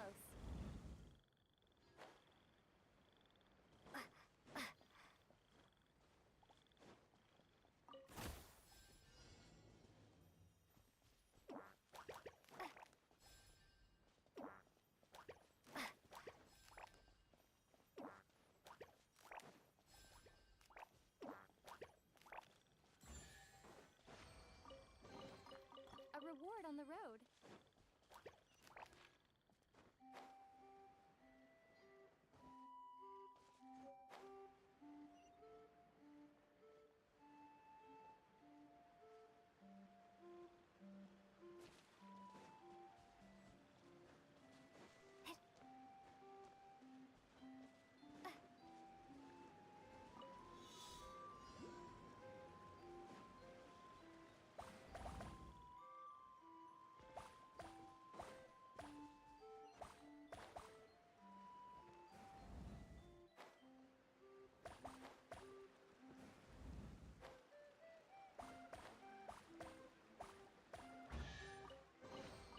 Is this an answer from this world?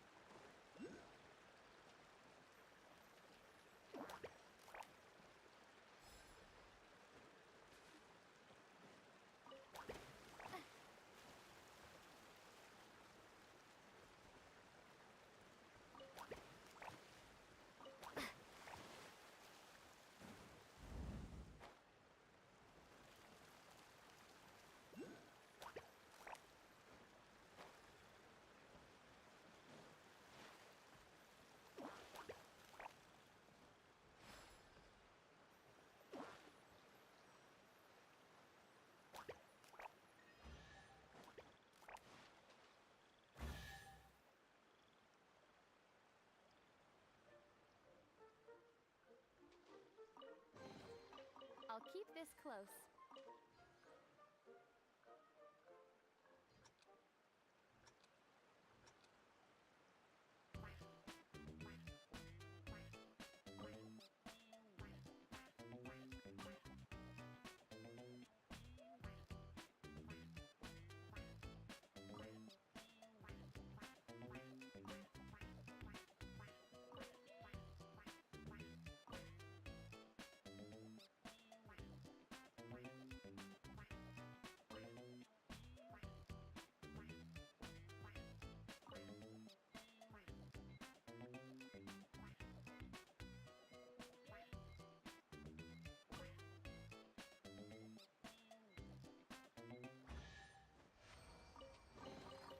A reward on the road.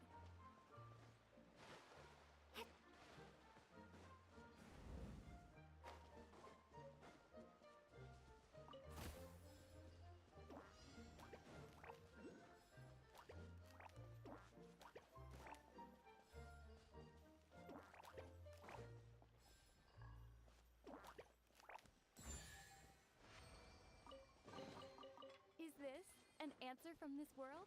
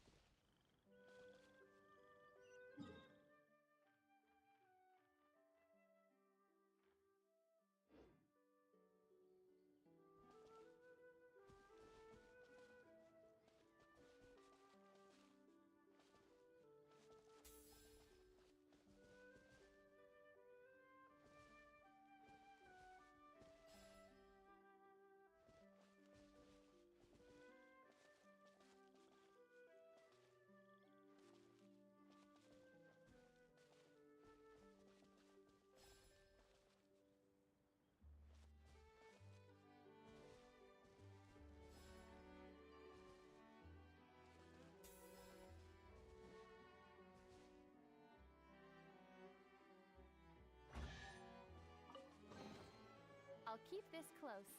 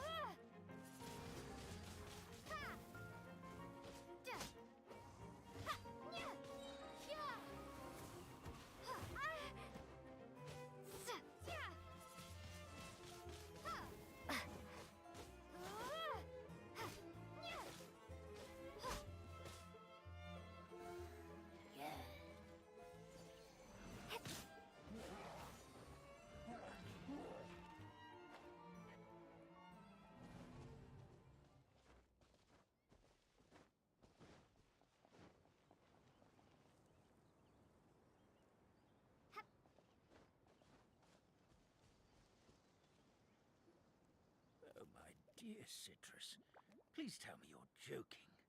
We can't have you out of commission with the tavern about to reopen. I'm sorry, Grandpa Almond. It's the truth. I was just too excited for the reopening and must have fallen asleep in an awkward position. Grandpa Almond, we're here to help. Oh, hazelnuts on high. You could not have come. Miss Citrus is supposed to add all kinds of delicious fruits to the magic tonic. Her additions are what turn it into the finest brew in the land. She's indispensable to the operation of the tavern. I appreciate the kind words, Grandpa Almond, but... my neck. Are you alright? Terrible timing. Getting a kink in my neck at a time like this? Could you give my tail a little twist? That should help free up the movement in my neck. I would do it myself, but I can't reach my own, and Grandpa Almond is too old and as light as a feather. The neck and tail are connected? Of course they're connected. Just like how you can't have a rainbow without rain. Anyway, you just need to position me at the right height to pick the fruits, and then put them in the barrel over there.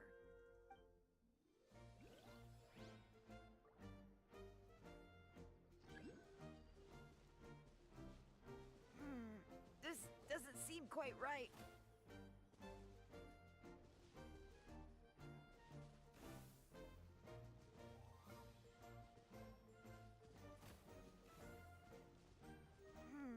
This doesn't seem quite right.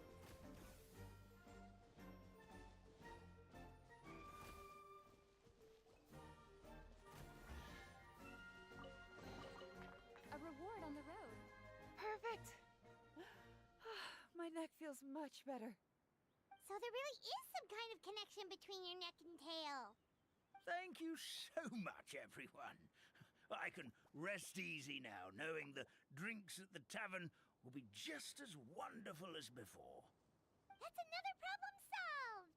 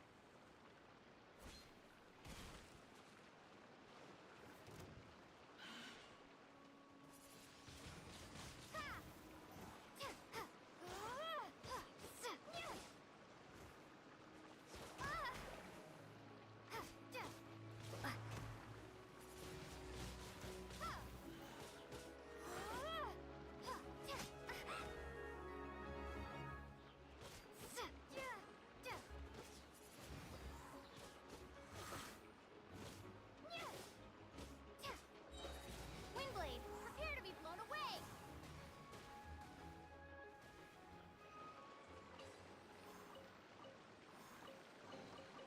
Is this an answer from this world?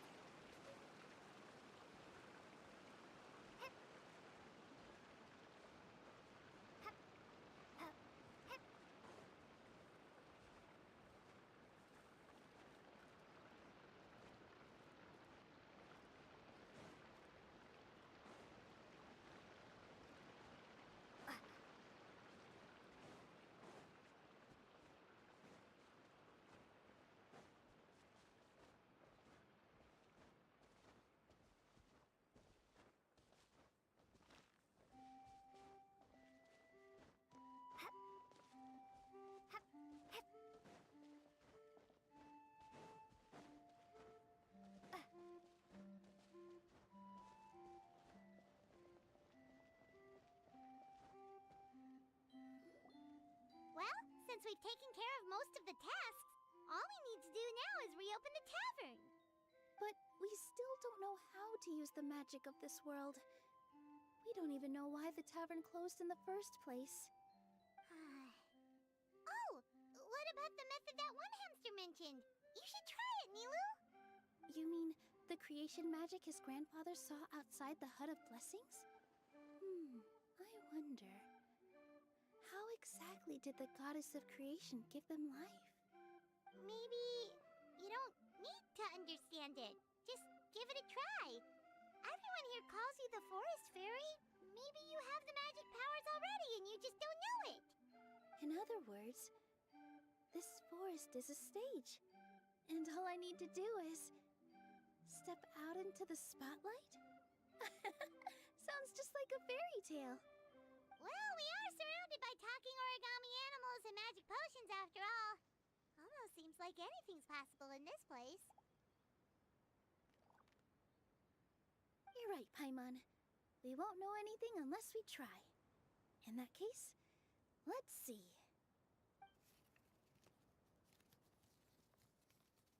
This is how you do it, right? I think I got the folds right. Whoa, your origami skills are great! I once saw one of our prop people making something similar. It looked really cool, so I took some time during my break to learn the basics. It's not a bad way to stave off sleepiness either. Well, how do you feel? Sense any, magical powers flowing through you? No. No? What are we missing?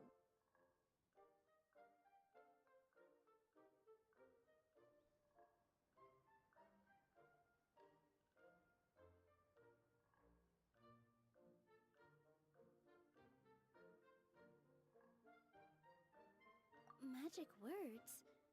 But how am I supposed to know what the goddess said to bring them to life? Oh, good point! You're the Forest Fairy, Nilu! What do you want to say to the new resident of your domain?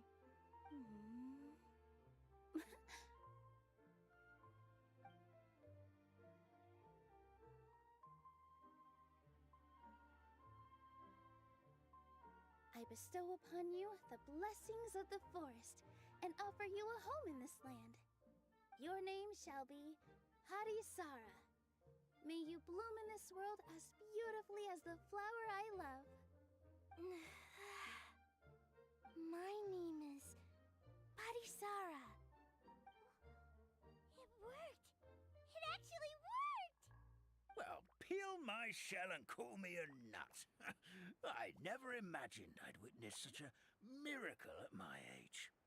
It's just like what the stories said about the goddess of creation. Shell? Miracle? Nice to meet you, Padisara. I'm Nilu, the fairy of this forest. From this day forward, this place is now your home. Hello, Fairy Nilu.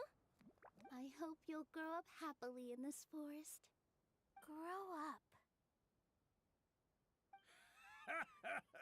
Oh, you can leave the little one with old Armand for now.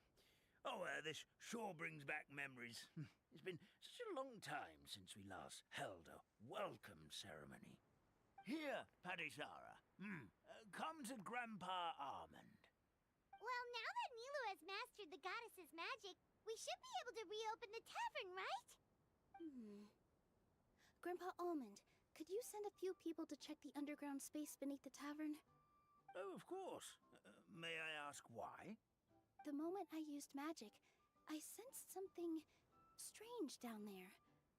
I have a feeling it's connected to why the tavern had to close down.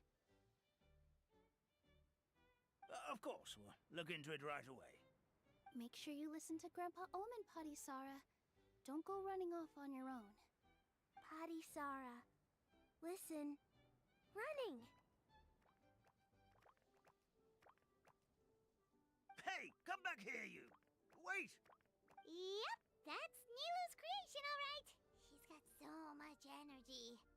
Anyway, how did you manage it, Nilu? Well, all I did was say my wishes for her out loud. Maybe the magic is in the words themselves, just like the book said. This place is seeming more like a fairy tale by the second.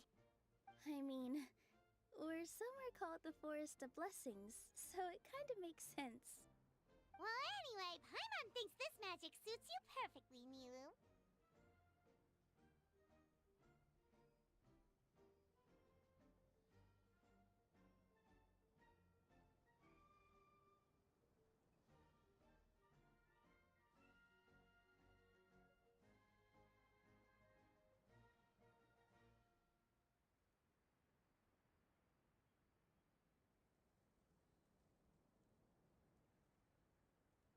When I brought Harisara to life just now, I was able to sense the magic flowing through the forest, and the flowers and trees, and inside the creatures that live here. But for some reason, there's a hollowed out space beneath the tavern where I couldn't sense anything at all. We're back, my lady. That was fast. You were right. There was something under the tavern that I've never seen before. It looked transparent and gave off a clinking sound when I knocked on it. Transparent and clinking. Oh, I've got it! Already? You've got to use fairy tale logic, Paimon.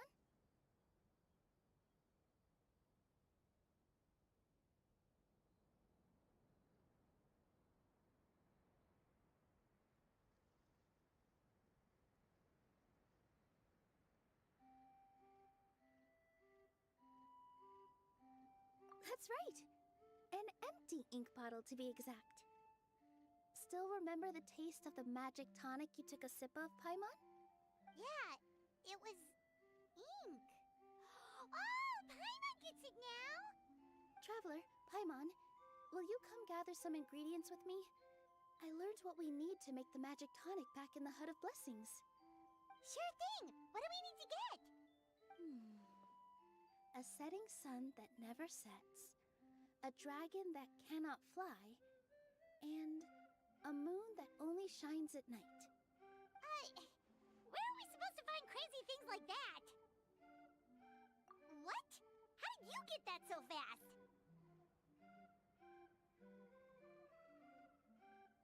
Logic, huh?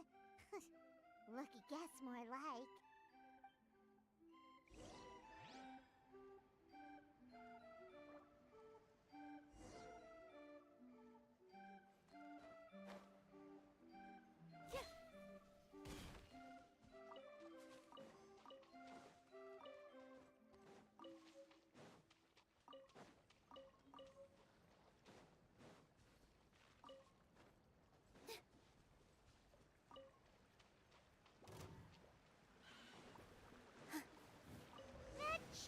Everything, right? What should we do now? Let's go back to the Hut of Blessings.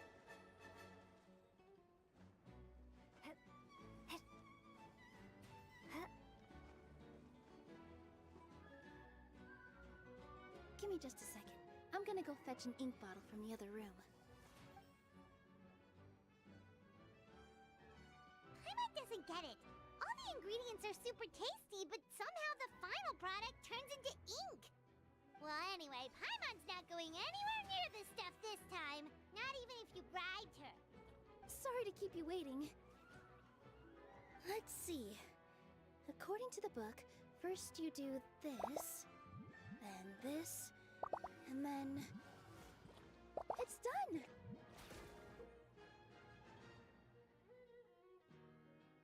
Wow, magic sure makes everything super convenient.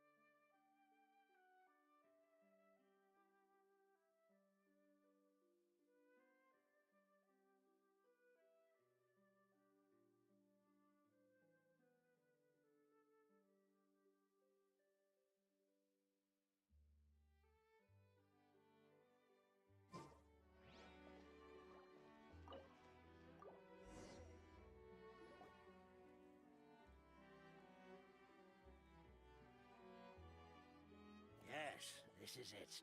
This is exactly the magic tonic we need. Grandpa Almond, could you take the concoction to the room underneath the tavern and place it next to the transparent bottle you found? I'll handle the rest. Of course. As you command, so it shall be done. I still get nervous at times like this. It's just like when you step on stage and you can tell that every single person's gaze is fixed right on you. Thanks, you two. I can't tell you how great it is to have you by my side. Almost makes me feel like I've been blessed by the Goddess of Fate, too. Let's go. We shouldn't keep everyone waiting.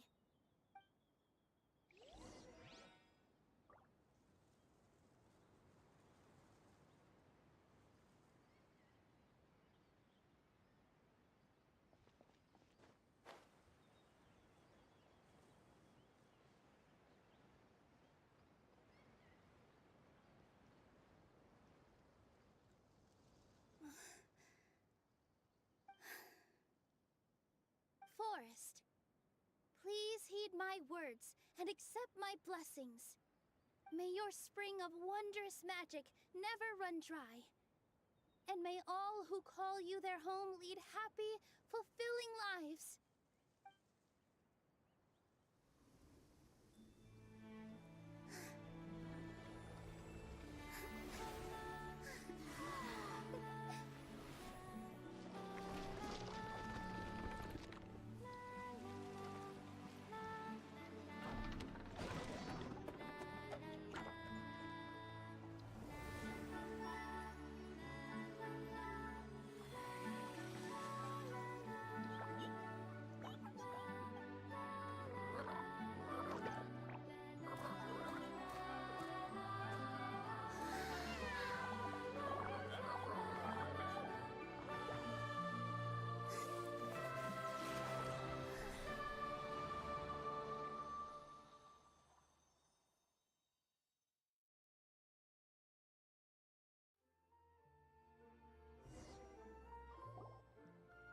Fairy Nilu is amazing!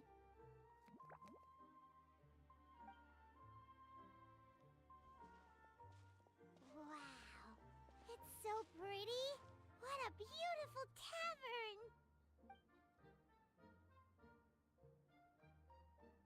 It matches the scenery of the forest perfectly. I was so surprised when it suddenly opened up like that. Just like a pop-up book.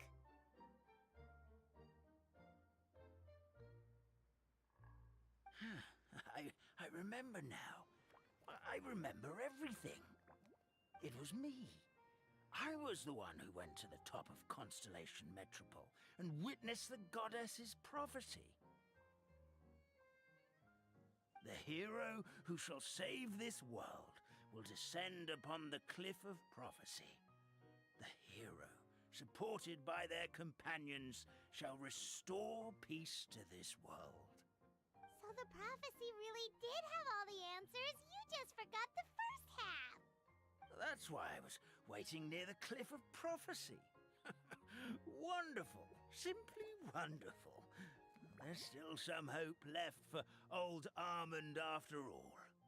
Is the Cliff of Prophecy that place with the huge mural? 'Cause that is where we woke up, but we don't remember anything about how we got there. Also, we didn't get a change of clothes like Nilu. Are we definitely the heroes? If not you, then who else? You've already helped the fairy revitalize our forest. To us, that makes you heroes, prophesized or not. Alright. Either way, we're going to keep adventuring, even if it's just to figure out how we can get back to our world. Yep, that's exactly right! Helping people we meet on the road is kind of our thing. As expected, the words of the goddess of prophecy always come true. I'll come with you. It can't hurt to have a magical fairy tag along, right? Heroes and fairies, dragons and new adventures. This is sounding more and more like a fairy tale by the second.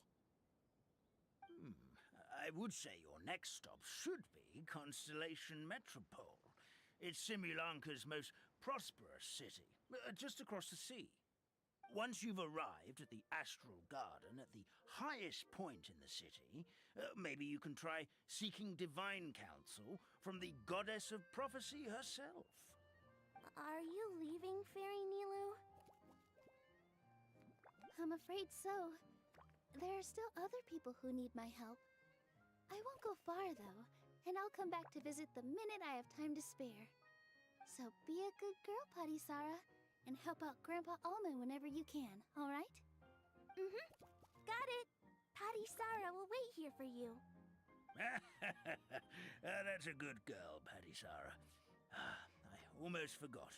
If Constellation Metropole is where you're heading, you'll need to take the Maritime Express.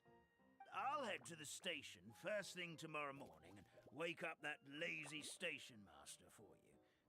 Why don't you take a break for the rest of the day? You should savor the beautiful scenery of the forest before you go. Sounds great! Paimon definitely feels tired after being on the go for so long. There's a spot in the tavern with Paimon's name on it. Oh, sounds like someone's ready to order. Oh, well, if you're offering. Paimon will take a glass of Buell fruit tonic. But hold the tonic.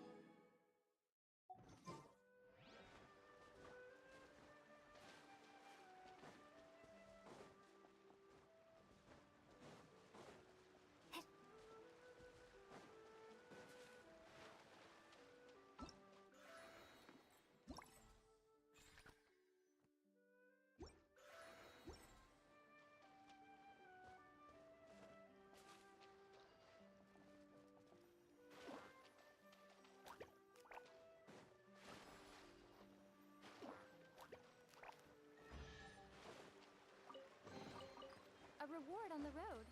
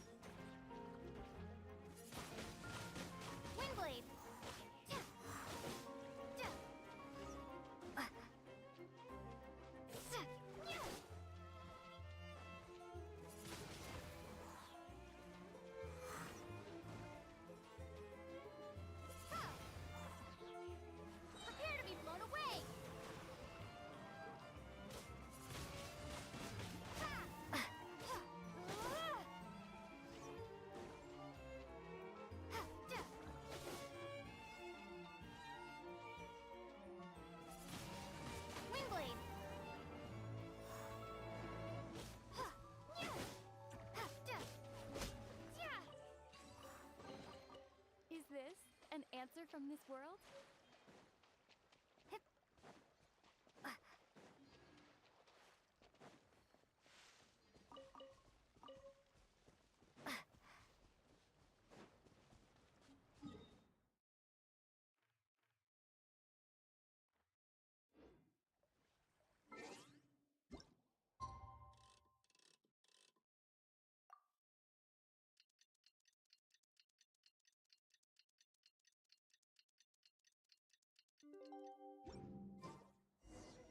Morning. Guess everything that happened yesterday wasn't just a dream then. Well, it's time for our next fairy tale adventure. We should head to the station Grandpa Almond told us about.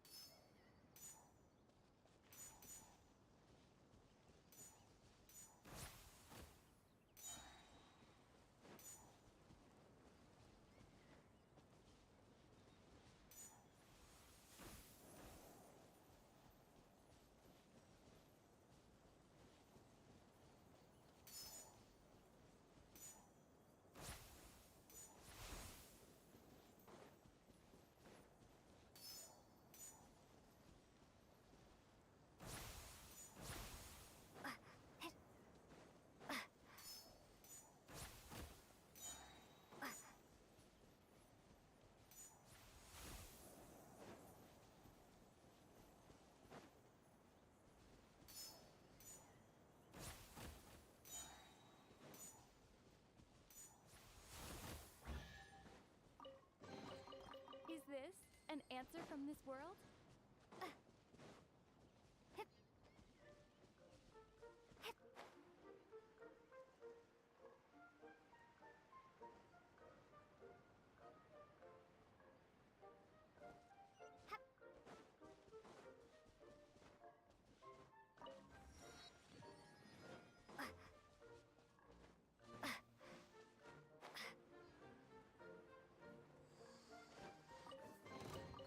Is this an answer from this world?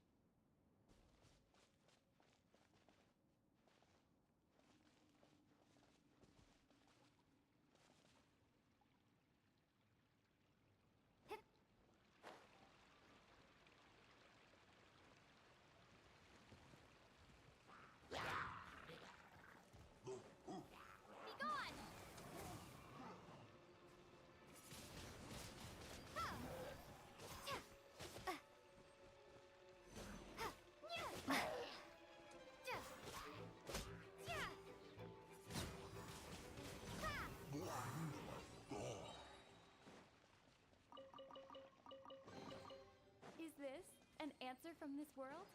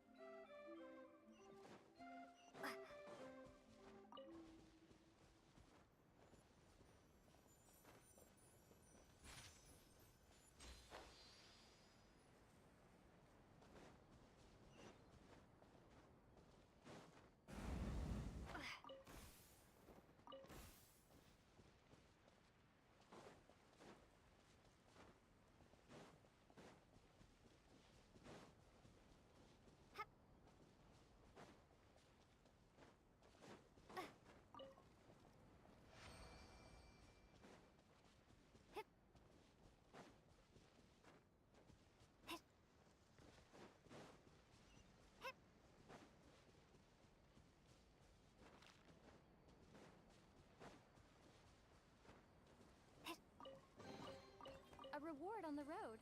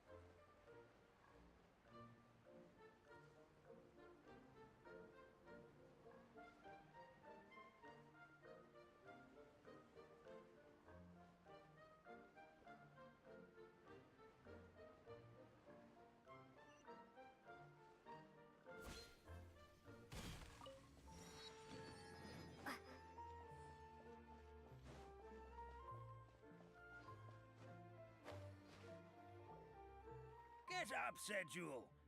Time to get to work, you lazy bones. I can't remember how to call the train. Just let me sleep a little longer, then I'm sure I'll remember. Don't try to pull one over on me, young man. Your fading disorder has been cured. I saw you chugging cup after cup of magic tonic in the tavern last night. You must be mistaken, Grandpa Almond. That guy definitely wasn't me. Oh, you remember my name now, do you? Then it seems like you're all better. You had no idea who I was when you were fading. Now, enough of your nonsense. Get up. The fairy and her friends are going to be here any second. All right, I'm up. The Maritime Express should be here soon. That's more like it. Lie there any longer and you'll start gathering dust. Is everything okay? The hero, her pixie companion, and the forest fairy. I didn't know you were already here. Oh, merciful macadamias. I'm sorry you had to see that. Oh, it's all right. Paimon knows the feeling. Who doesn't want to sleep in first thing in the morning? Does the Maritime Express run out of Constellation Metropole? Yes. Each train needs a conductor to operate, and the conductors are always from the capital. The more difficult maneuvers are a little too complicated when you're made of paper.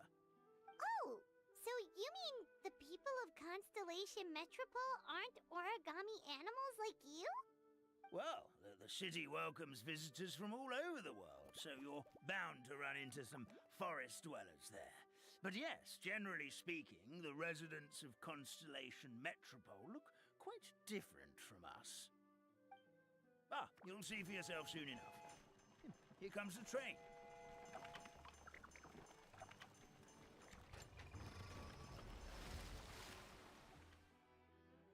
Pleasure to meet you, everyone. My name is Will, and I'll be the conductor for your journey today. I'm assuming you're the ones who called the train? Whoa, it's a little toy man! Yes, we called the train. The hero and the forest fairy need a ride to Constellation Metropole. The hero and the forest fairy, the ones from the prophecy. Oh, why didn't you say so earlier? We could have prepared a far more luxurious train. I'll just go back and get a better one. That's okay, Mr. Wheel. We're trying to get to the city as fast as possible. We just need you to get us across the sea. In your capable hands, I'm sure we'll get there in no time. Of course, my lady. It would be an honor. Well then, all aboard, sit anywhere you like. We'll get a stunning view of Simulanka no matter where you're seated.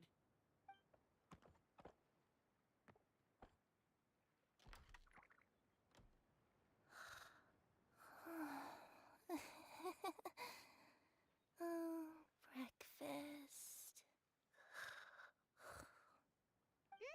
Did one of you just say something?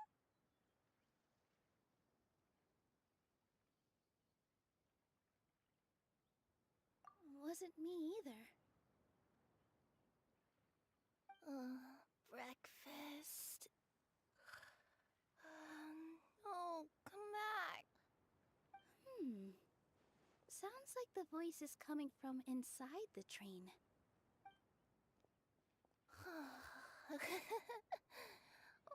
Fish. Chicken drumsticks. Oh, gotcha.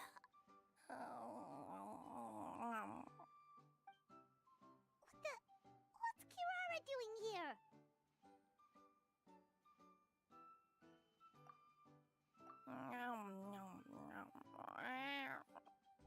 Is she a friend of yours? Oh, let Paimon introduce you. This is Kirara. She's... Oh, wait. Actually, maybe we should wake her up first. So noisy. Is it morning already?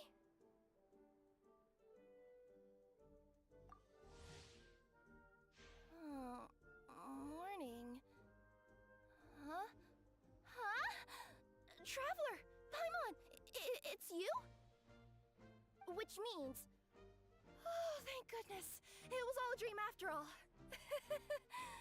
Gotta hand it to my imagination. It all felt super real. There were these toy people, but they were alive and they could talk. Madam, sleeping overnight in the train car is prohibited.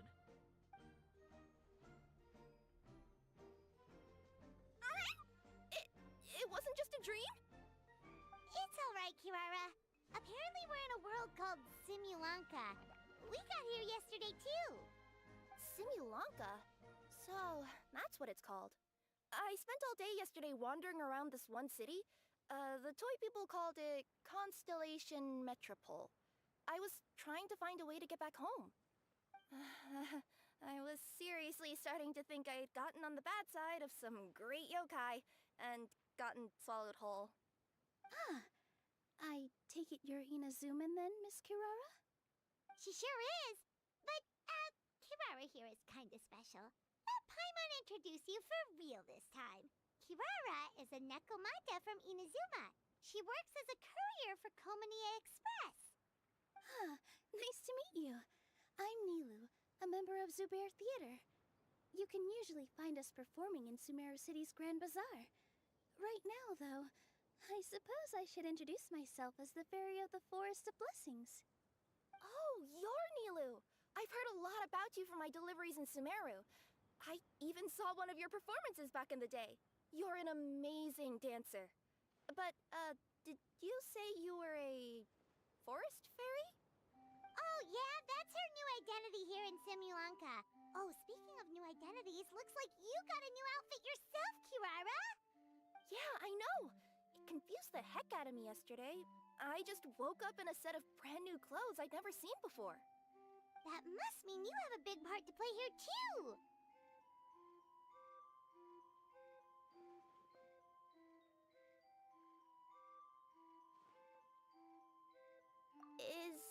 Is that a thing?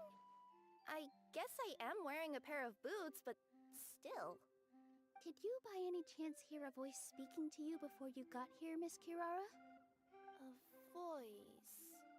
Oh, yeah, I did hear something, but I was so freaked out my tails got all tangled, so I, didn't catch much of what was said.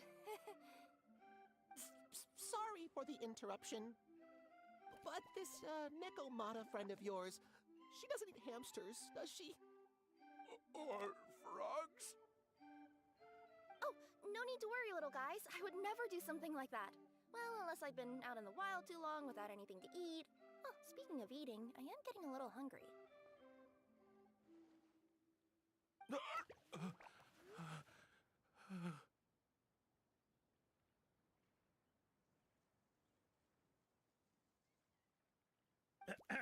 Where are your manners, everyone? This young lady is a trusted friend of our esteemed hero. Now, I know a fear of felines is etched into us with ink, but I'm certain Miss Nekomata in boots here means us no harm. Sure looks like you're keeping your distance, though, Grandpa Almond. You will have nothing to fear, I promise. I met some origami animals in Constellation Metropole yesterday, and I even made sure to retract my claws so I didn't hurt them by accident. Plus, you all look just about as tasty as the cardboard boxes I deliver. Not that I'd try to eat you even if you did look tasty. Promise. Please excuse us, Mom. It's just an unconscious reaction. Dear passengers, it's almost time for us to depart. Oh, yeah, that. Whoops. This turned into a pretty long conversation, didn't it? All right, let's get on the train. You coming with us, Kirara? Mm-hmm. I'll ride with you to the next stop. There's a place near the Metropole that caught my eye yesterday, so I want to go explore it today. Then all that remains for me to say is, on behalf of the Forest of Blessings, thank you once again for all you've done for us. May the Goddess of Fate be with you and bless your journey, Madam Fairy, Miss Nekomata in boots, and our brave heroes. Please do visit us in the Forest of Blessings again, once peace has returned to this land. We will. We'll definitely meet again. Take care, Grandpa Almond.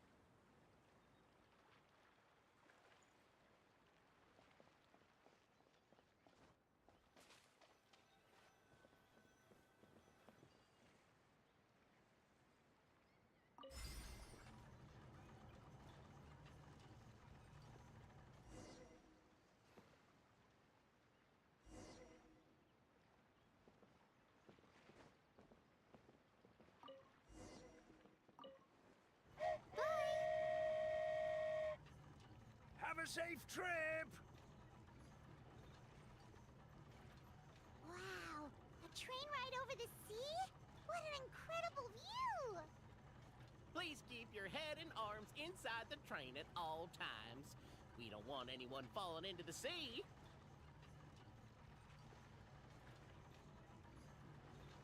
There's a train coming the other way too! Hey! Now that the fading disorder is cured, I'm sure the forest will be a lively place again in no time. I gotta go explore that forest at some point. It looked so pretty from the train. I just hope they, won't be too scared of me. We'll be arriving at our destination shortly. Please prepare to disembark.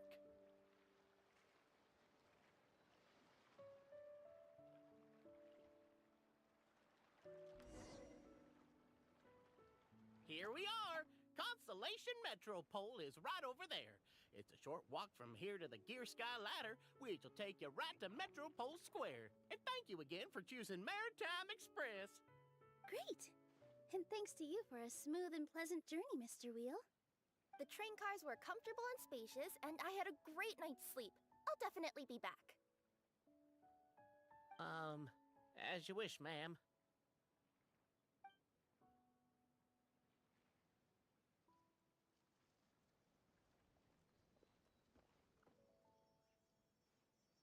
Where should we go next? Is that place you wanted to check out nearby? Mm-hmm. I took a walk around yesterday, and it felt like there was something weird about it. So, I think I'll indulge my curiosity and go investigate. Want us to come with you? It's okay. You guys go ahead and visit the Metropole for now. Hopefully, that's where you'll be able to find out some more about this world. I pretty much explored the whole place from the rooftops yesterday, but for some reason, this is the place that caught my attention. You know what I mean, right? Like, when you get a stone stuck in your claw or something, it keeps nagging at you to dig it out, but you can't focus on anything else until you do. Don't worry, if you run into any trouble, I'll be there faster than you can say gold-level courier of the Comania Express. Okay, fair enough. We'll head to the Metropole then. Guess this is where we say bye for now. Mm-hmm. Don't worry about me. Let's not forget, I'm a yokai.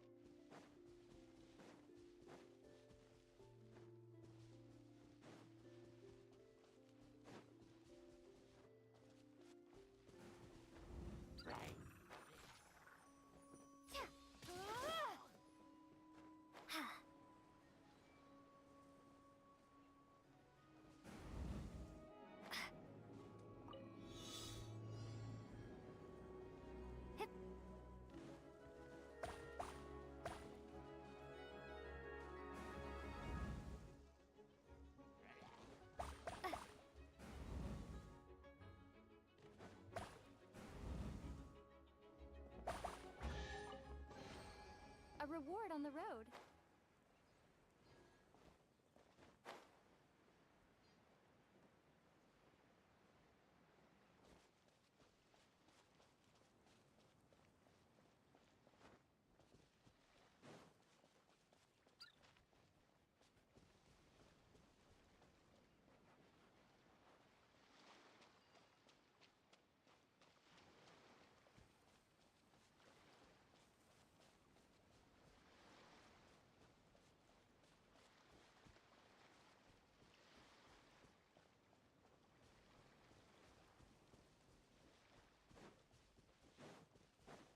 Help me! Somebody! Help me! Help! Oh, Goddess of prophecy above, would you kind souls please help us? What happened here? Why are you all suspended in midair? I mean, being stuck in midair still beats falling to the ground and being smashed into a pile of blocks, but told him to be careful, but... No. Never mind. Now's not the time for that. My good friends, could I trouble you to turn the clockwork key over there? I'll explain everything in a bit.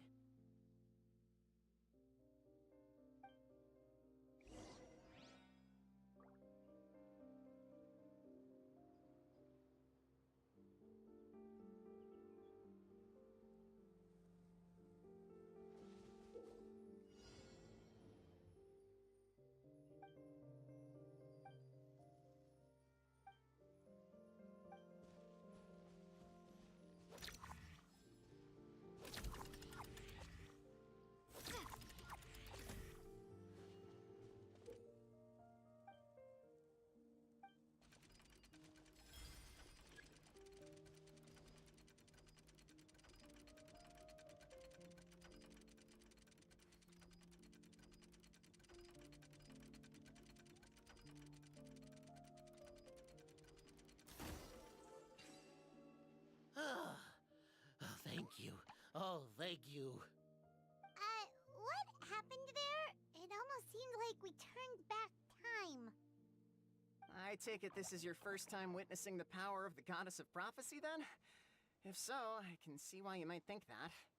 Basically, this is a gift bestowed upon Constellation Metropole by the Goddess of Prophecy, who rules over the natural course of all things.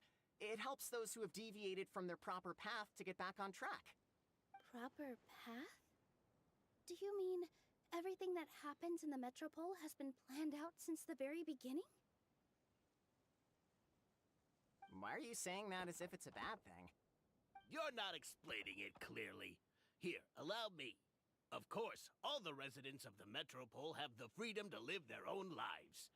For instance, whether I use olive oil or sesame oil in my morning skincare routine is entirely my choice. But whenever something disastrous is about to happen, like when I almost got turned into a pile of rubble just now, the goddess's magic will activate in the world around us. So, in other words, it's kind of protection magic? To keep people alive? You could say that. There are other situations in which it activates too, but that's basically correct. Well, in any case, we're glad no one's hurt. Are you heading to the Constellation Metropole? Yep. Do you know where we can find the Gear Sky Ladder? Oh, it's just that platform up ahead. The one with the key sticking out. That thing? Are you sure? Yep, that's the one. Pretty much everything in the Metropole runs on tracks and gears. The Goddess of Prophecy watches over it all. Which is to say, all the tracks are fixed. If a machine is set up to move forwards, it'll never move in reverse. This reminds Paimon a lot of Fontaine's clockwork toys. You mean, like those music boxes with dancing figures? I think I've seen one or two from the merchants in Sumeru. Yeah, exactly like that. Anyway, sounds like it's not gonna suddenly fall out of the sky, so Paimon's okay now. Should we get going?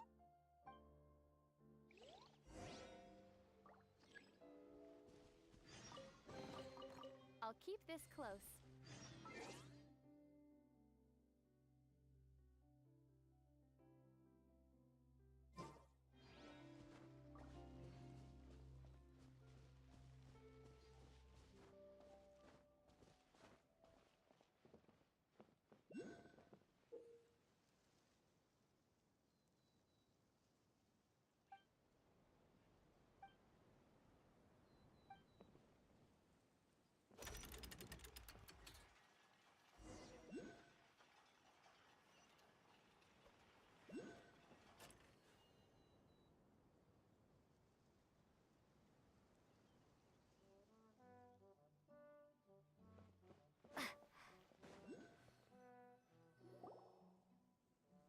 Whoa, what a bustling city!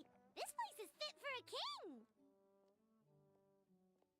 Our next step is to get to the top of the Metropole and ask the Goddess of Prophecy for guidance. If there is a king in that castle, I sure hope he won't get mad at us for trespassing.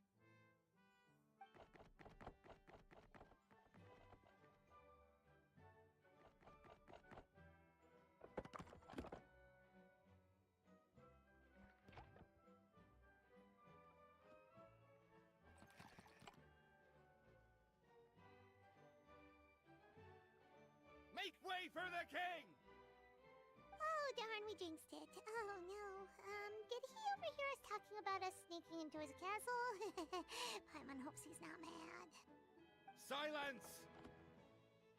The one who shall soon stand before you is the ruler of Constellation Metropole, the one who descended after a meteor shower, and the protector of order and all the stars in the sky.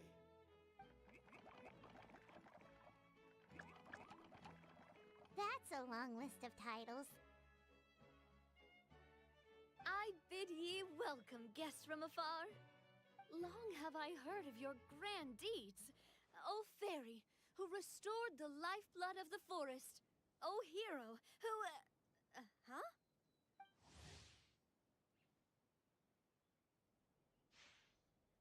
Navia! Hold your foul tongue! How dare you utter Her Majesty's name!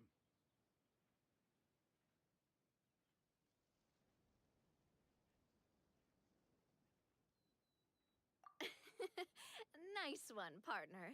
Spectacular improvisation skills. I'd expect no less from you. All right. You can relax now. Allow me to make some introductions. This is the Traveler and her trusty companion, Paimon. You are personal friends with Her Majesty the King? Please, forgive our grievous mistake. We had no idea. All right. The welcome ceremony is over. Everyone back to your stations. I will personally treat our guests to some royal hospitality. Yes, Your Majesty.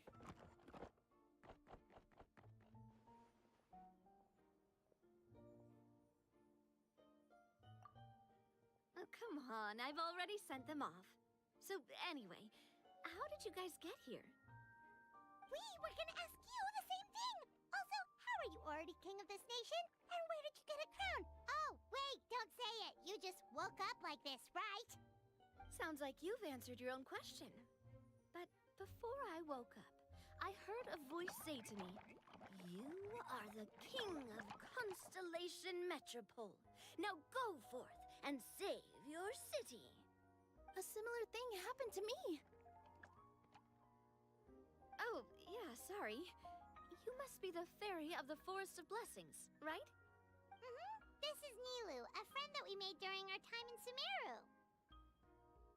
Nice to meet you, Miss Nilu. I'm Navia, the president of Spina di Rosula. If you ever get the chance to go to Fontaine, make sure you come and visit me. I'm based in Poisson. Seems like you're taking this all in stride. Aren't you nervous about getting stuck here and never being able to get back home? Why would I be worried about that? We've faced much bigger problems than this before, and we always pull through. This should be a piece of cake. Besides, life's always full of surprises. You gotta learn to just enjoy it. That sounds like a great outlook on life. You have a very optimistic spirit. Thanks, I'll take that. Honestly, though, it also puts me at ease to find out that you guys are the fairy and heroes that I've been hearing about in this prophecy. We're kind of veterans at dealing with prophecies by now, aren't we? About that, has anything bad happened in the Metropole? We heard about an evil dragon. Did it make a mess here too? It sure did. Apparently, for whatever reason, he went for the stars above the city recently. Literally just flew up and started snatching them out of the sky. Luckily, the guards responded quickly and stopped the dragon from taking them back to his lair. Unfortunately, though, he dropped them before he flew off. Now they're scattered all around the Metropole. I've been out trying to retrieve them, but I only managed to get one of them before you showed up. Oh, I didn't ask yet. What brings you to the Metropole anyway? Oh, Paimon can explain.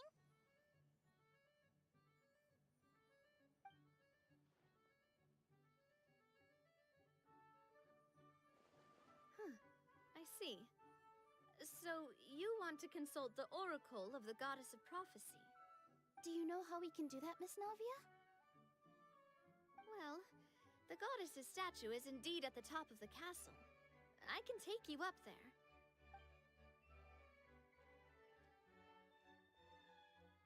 However, I've heard from the citizens here that the goddess hasn't given out any new revelations in a very long time.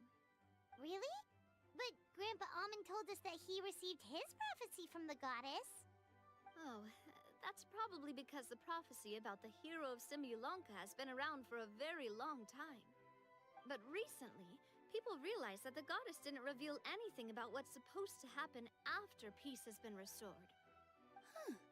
Okay. Still, can't hurt to try your luck. And maybe you can help me get rid of the invaders while we're at it. Invaders? So the dragon's not your only problem? Right.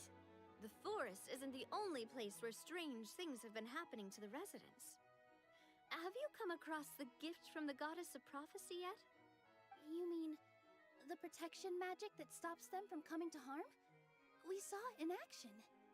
Yep, that's the one. Over the past little while, this magic has been triggering far more frequently.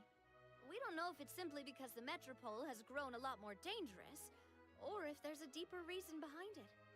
Some residents find themselves getting stuck in a place and unable to move. Others start repeating the same thing over and over again, like they're trapped in some kind of loop.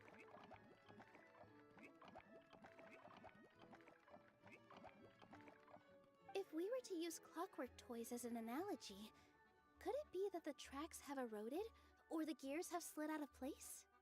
That's exactly right, Nilu. That's basically what's happening.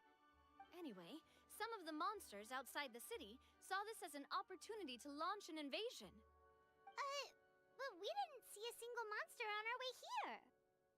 That's because I already took care of most of them over the past couple of days. Of the remaining few, we trapped some of them inside the castle and chased the rest back out of the city. Okay, so to summarize, not only has the magic here gotten all messed up, but the dragons also knocked some of the stars out of the sky, plus there's a bunch of monsters in the city. Sounds like there's a lot more to fix here than in the Forest of Blessings. Well, defeating the dragon and the monsters should be straightforward enough. But how do we fix the magic? Supposedly, the goddess has had it all planned out for ages. One of her oldest prophecies says this: "Go and push the gear that connects up to the starry sky. When that time comes, I shall dance and return the tracks beneath my people's feet back to the stars in the sky." Huh? But weren't the tracks the gift that she gave to her people in the first place? Does that mean she plans to take the gift back? That's what the prophecy seems to be saying, yes. So, as a result, some people are against turning the gear, despite what the prophecy says, since they fear a future where they no longer enjoy the goddess's protection. But letting this drag on isn't the answer either, is it? No, and I think they know that. But they're just too afraid to take that final, terrifying step. They're still hoping there might be an alternative solution. Now, we could ignore their objections and go turn the gear ourselves. But, exactly. You know me well. And that's why you're my partner. I want to get as many people on my side as possible. At the end of the day, this is their city, and they should have the right to decide its future. Ooh, spoken like a true wise king, Navia. I am the boss of Spina di Rosula, after all. This may be my first time as a king, but there are a few similarities between the two roles. Traveler, Paimon, Miss Nilu, would you be willing to lend me your support? With your help, I'm confident we'll be able to find the most frictionless way to resolve the problems plaguing this city. Thanks, partner. Seriously, like we'd ever say no? We're your friends! No need to ask us so formally in the future. I'm happy to help too. This is a beautiful city, and just like the Forest of Blessings, I would love to see it return to normal as soon as possible. Great. As the king of Constellation Metropole, I extend to you my gratitude. All right, everyone, follow me. I'll show you the way to the goddess statue at the top of the Metropole. And stay close. You don't want to get lost in my castle. It's huge.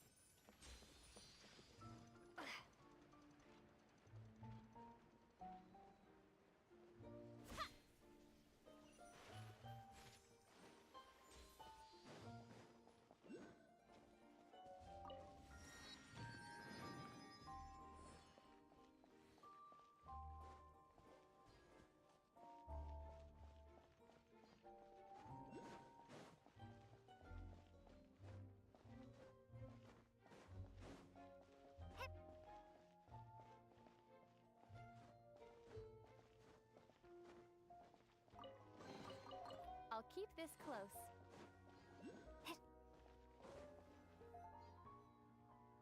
Huh? What's this? Wait. This looks like the star I found earlier. I told the guards to place it near the goddess statue. Maybe they ran into some trouble up there. Guess we'd better hurry.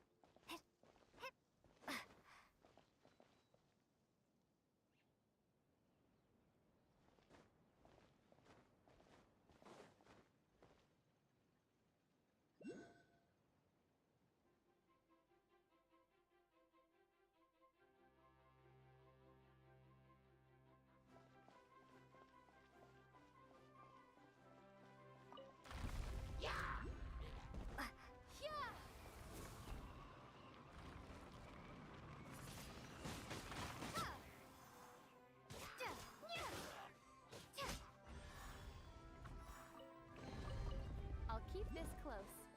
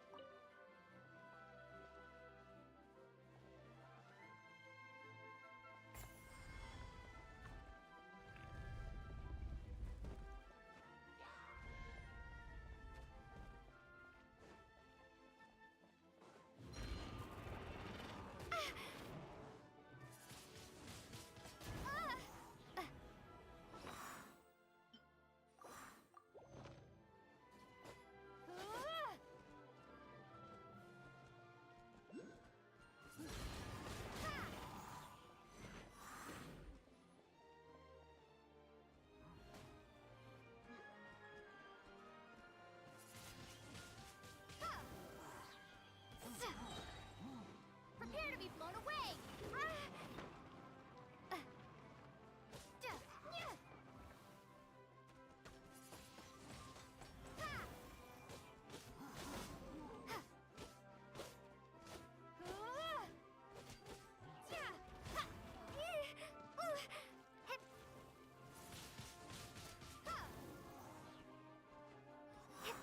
Whoa! Why is the star on top of a mechanism? Uh-oh! More monsters incoming!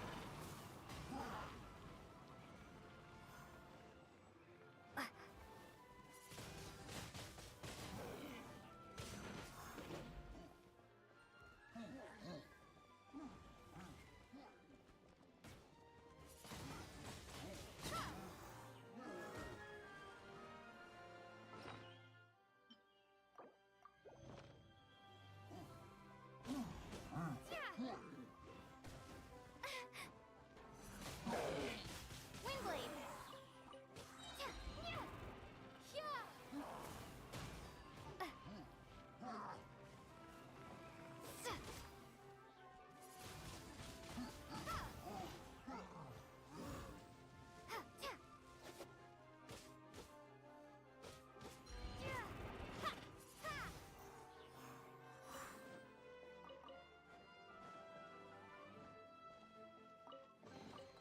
A reward on the road. Right.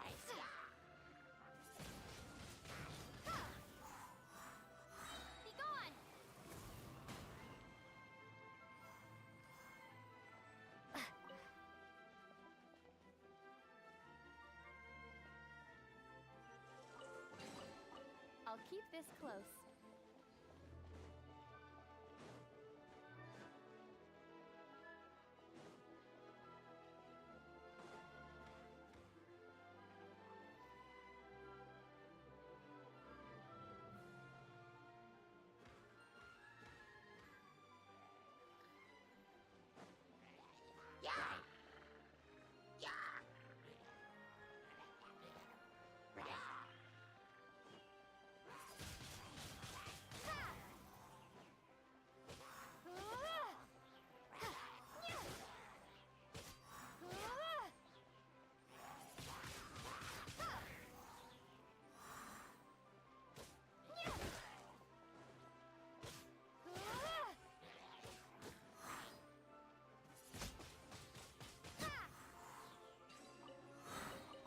A reward on the road.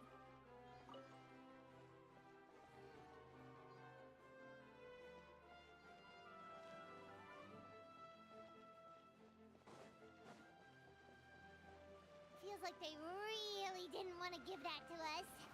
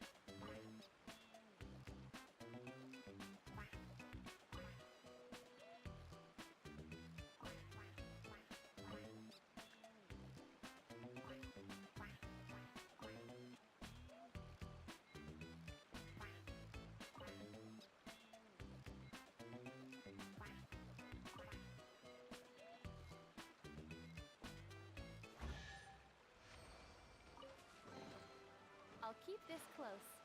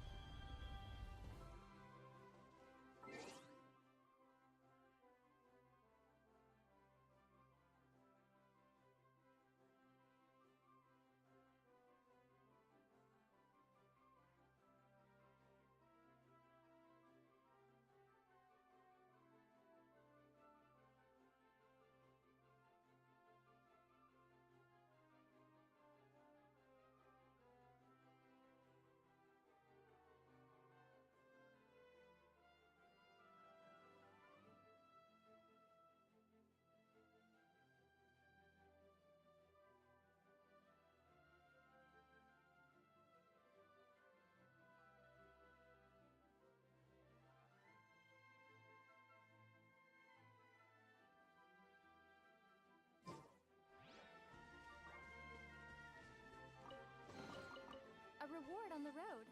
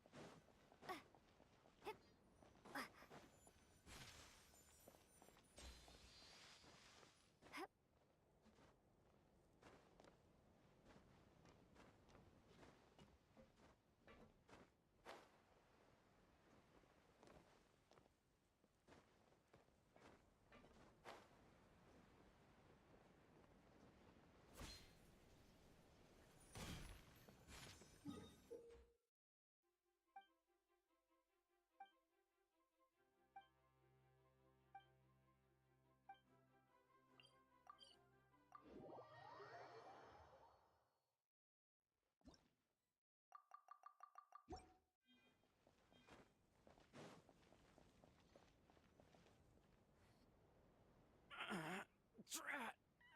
I can't move! What happened? Your Majesty! This conservative radical, he attacked us! He threw the star from the Astral Garden and even stole the magic thread linking the Oracle Pillars! But just as we were about to arrest him, the goddess's magic activated, and now we can't move!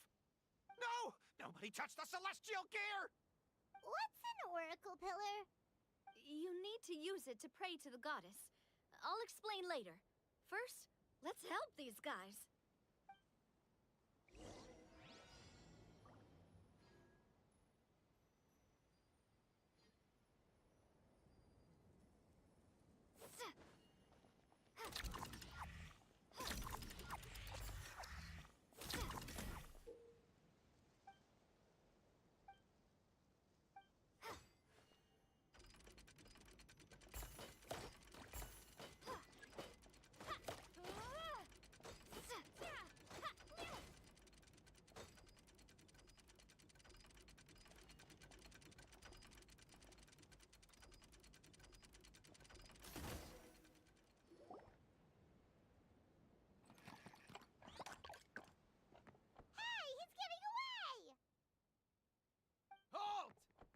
It's okay.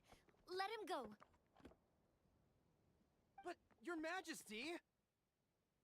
Even if we catch up to him now, we won't be able to change his mind, much less quell the fear that many others like him are feeling. All it would do is turn him further against us. Understood, Your Majesty. Also, this is the magic thread he was holding from the Oracle Pillars. Your Majesty, what should we... Please give that to the traveler over there.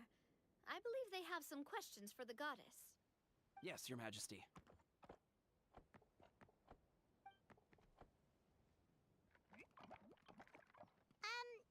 So, what do we do with this exactly? See those oracle pillars over there? Just use the magic thread to connect them together in a specific pattern, and the goddess of prophecy will answer your prayers. Oh! Sounds easy enough. Let's give it a try.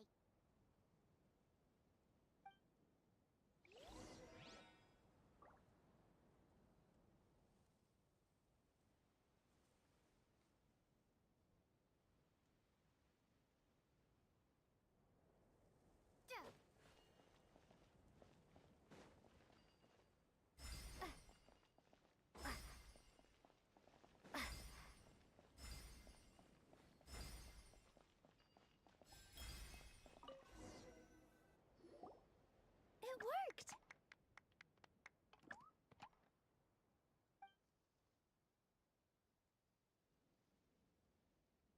To which course of fate do you seek answers, my child of Simulanka?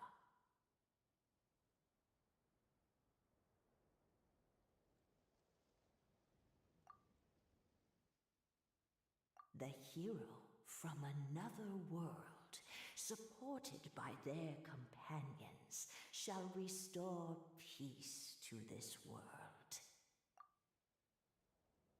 Go and push the gear that connects up to the starry sky.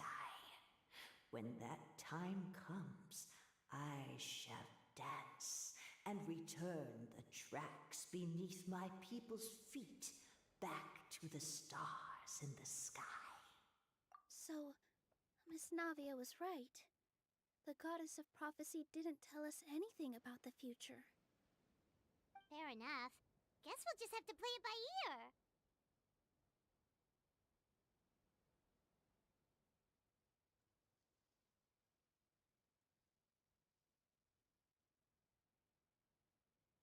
Then first, we have to restore the sky back to its original state by putting the stars back in their positions.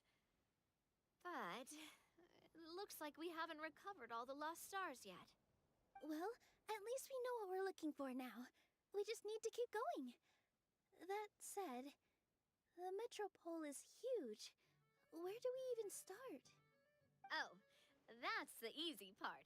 I already compiled a list of the Lost Stars locations based on eyewitness reports from across the city. Here you go.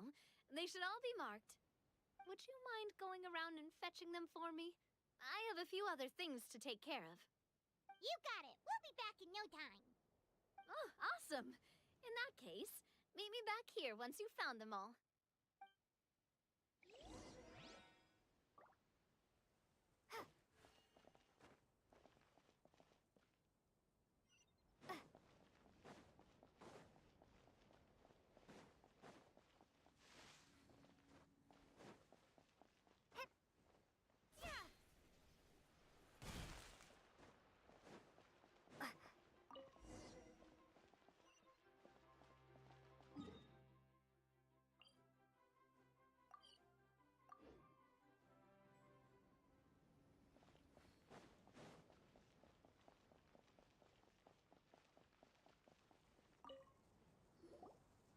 How are you doing?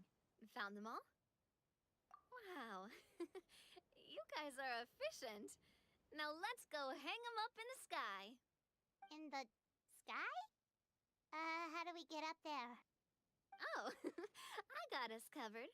We will, of course, be taking the Aerial Express. Is that a flying train? Hey, you already took a train that runs on water.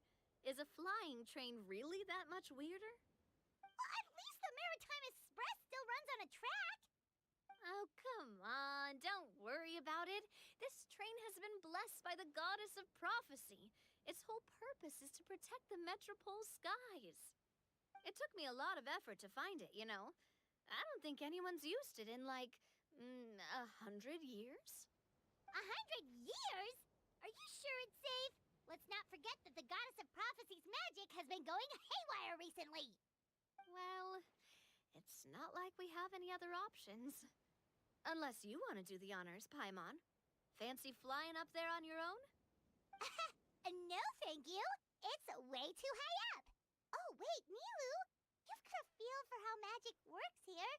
Can you do your thing and sense if this train is the real deal? I can try. Yes, I can sense traces of magic, but it's different from the kind I felt in the forest, so I don't know. Okay, fine. Guess there's only one way to find out. That's the spirit. I'll come with you.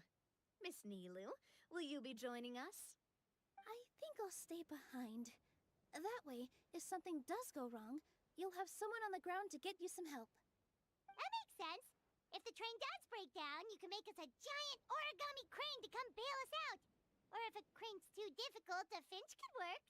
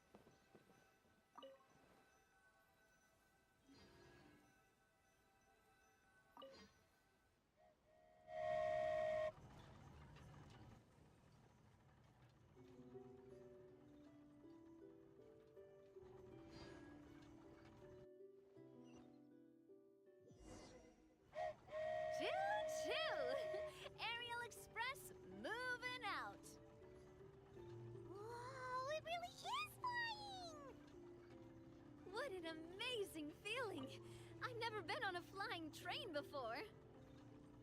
Neither have we.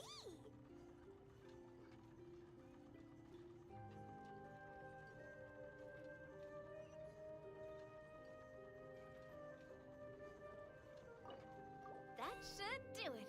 On to the next location.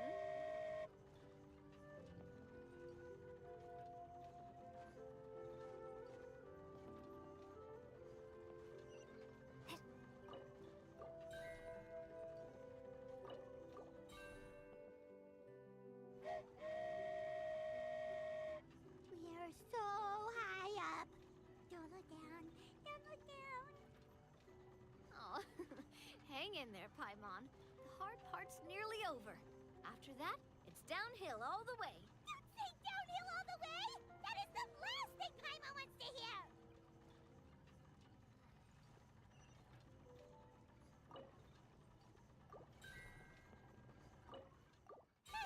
We're finally done. Okay, let's get back down while this train is still working.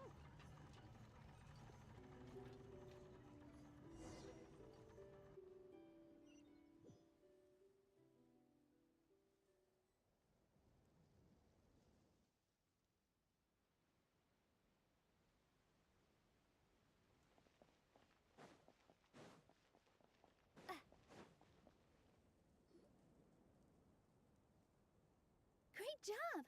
It looked like it all went smoothly. Yeah, and it was an absolute blast, too. You gotta ride with us next time, Miss Nilu. Huh? I'm okay. Thanks for... Halt! What do you think you're doing? Get out of my way! What's going on? Your Majesty, there! Let us through! Stay back! It's okay. Let them through.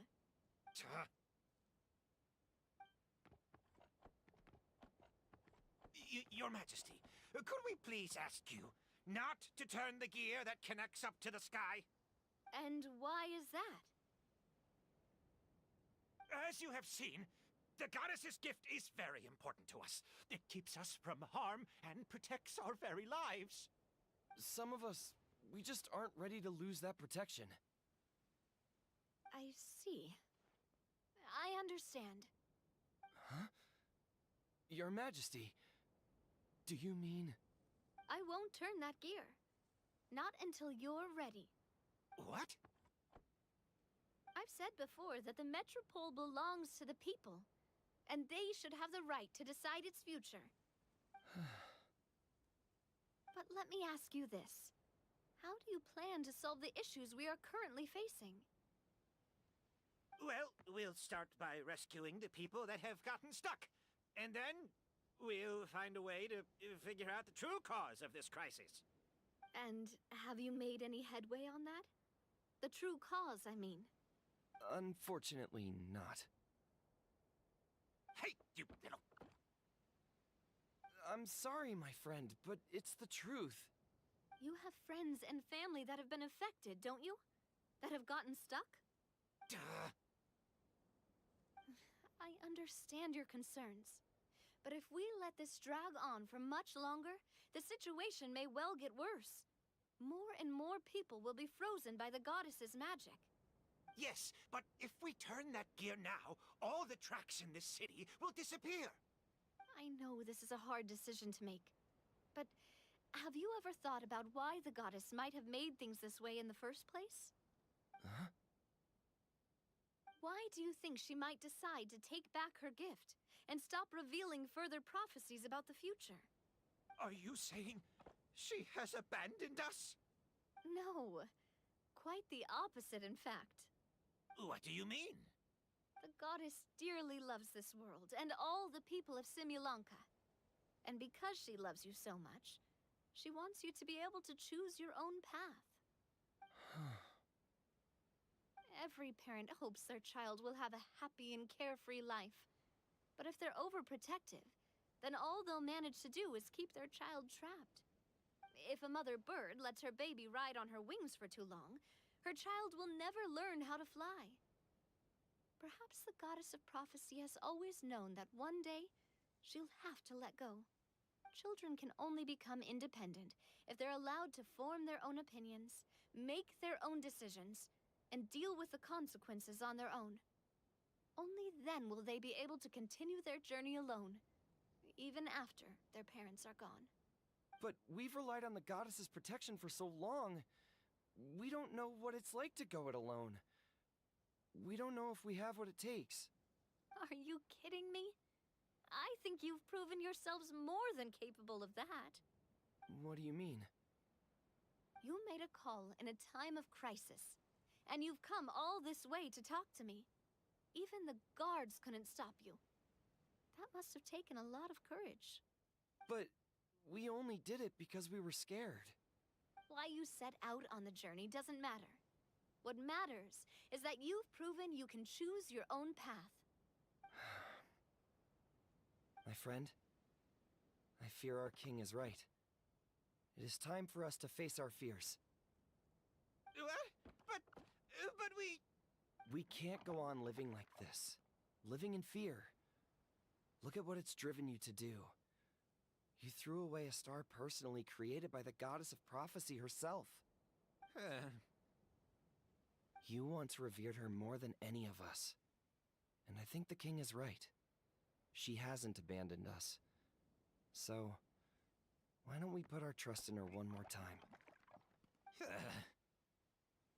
I don't care anymore. Do what you want. Aw, he laughed. I'm sorry about my friend. That's just how he is. Always had a terrible temper. Please accept my apology for his impudent behavior. Is it just me, or has he accepted the goddess's prophecy? I think so. Not that you'll ever hear him admit it out loud. Your Majesty, please turn the gear that connects up to the sky. So, you've made up your mind? About giving up the goddess's gift? Yes, I've made up my mind. But maybe losing the gift isn't what this is about anymore.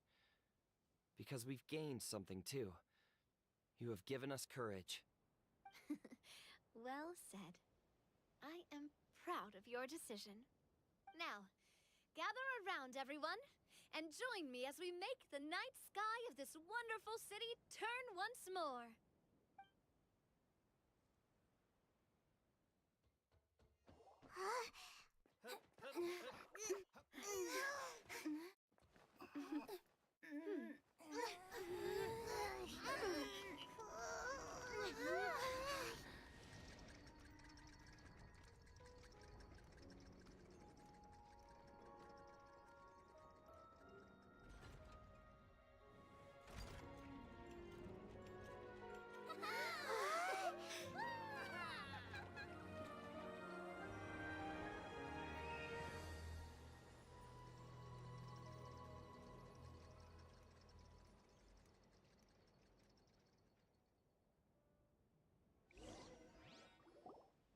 So the stars hanging in the sky, they're music notes. This entire metropole is a huge music box! That's incredible! How do you feel? A little scared and uncertain. But for some reason, I feel a lot more at ease. It's as if some kind of huge weight has been lifted from my shoulders. Figured out any next steps? To be honest, not really. But maybe I can start by having a heart-to-heart with that stubborn friend of mine. I have an idea. If you don't know what to do, why don't you start by helping the people around you? You mean the people who got stuck because of the goddess's magic? I mean anyone and everyone who needs your help. By helping others, you'll eventually find your own path. Trust me, I have experience in this. What kind of experience, Your Majesty? Yes. We'll need a formal organization with a catchy name before we go out and start helping people. Why don't we call it the Spina di Rosula? Spina di Rosula? Ooh, or even the Spina di Rosula di Simulanka. Yeah, that's catchy. Wow, big expansion for the Spina. Moving into other worlds now. Spina di Rosula. I like it. It's a great name. Let's do as Your Majesty suggests. Well then, how about I appoint you as the head of the Spina in Simulanka? While I'm off fighting the dragon with the other heroes, it'll be your responsibility to work with the guards and take good care of the people in the metropole. What? You're planning on fighting the dragon? But no, Your Majesty, you must reconsider. He's right. Your Majesty, you can't. How are you two on the same side all of a sudden? Perhaps Your Majesty is unaware of this. The great dragon suddenly broke out from the Titanium mines one day and tore the end of the world to pieces. After that, it spat out a strange fog that surrounded a whole island. No one knows what lies beyond the fog, and no one knows what has become of that poor island. Before Your Majesty arrived, we dispatched many soldiers to fight the dragon, but none came back alive. Yikes. Sounds worse than we thought. Isn't that all the more reason for us to go? There could still be guards trapped there, waiting for someone to rescue them. King Navia is right. We cannot simply stand by and watch as the people of this world suffer. Very well. Though I have not served by your side for very long, Your Majesty. 2 days is enough for me to have learned that once your mind is set, any attempts to change it are futile. You're a pretty good judge of character. He probably didn't mean that as a compliment. Since you're serious about this, I won't try and stop you. There's only one way to reach the end of the world, and that's by taking the Maritime Express. Oh, right. So there's a line going there too?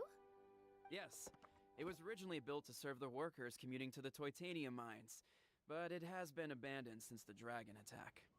I'll tell the conductor to wait for you at the platform by the side gate to the Metropole first thing tomorrow morning. You're embarking on an extremely dangerous adventure. Please be careful, Your Majesty and friends. Oh, thank you for your concern.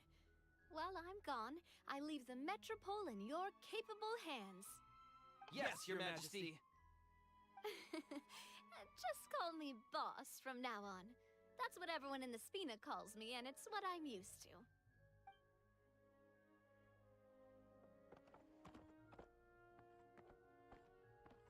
So, the plan for tomorrow is journey across the ocean, make it to the end of the world, and defeat a dragon. Whew, that's an adventure and a half. Do all storybook heroes have to work this hard? At least we'll get to see some amazing scenery along the way, right? Besides, we'll have each other. It'll be a shared experience that we'll never forget. Plus, we're pretty well equipped for a classic heroes versus dragon story. We got Miss Nilu as our magic caster, and I guess I'm the melee warrior who leads the charge? Paimon can definitely see that. Anyway, those are tomorrow's problems. Right now, all Paimon wants is to eat a proper meal, because worst case scenario, if Paimon ends up getting eaten by a dragon, she wants to do it on a full stomach. And something about the end of the world doesn't sound like a great place for food options. Well, the origami animals in the forest only drink magic tonic. What do the toy people here in Constellation Metropole eat? Vegetable oil and sawdust, I think.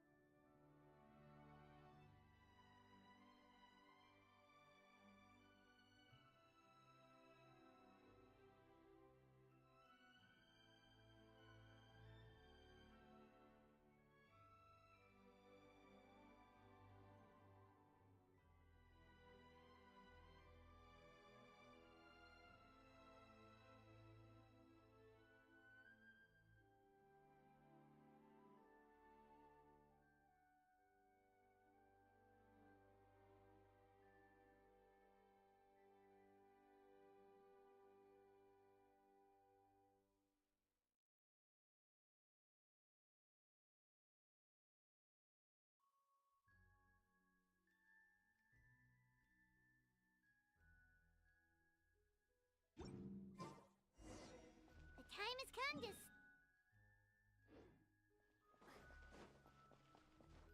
Paimon's curious to see what this end of the world place is like. Come on, let's go meet the others at the station.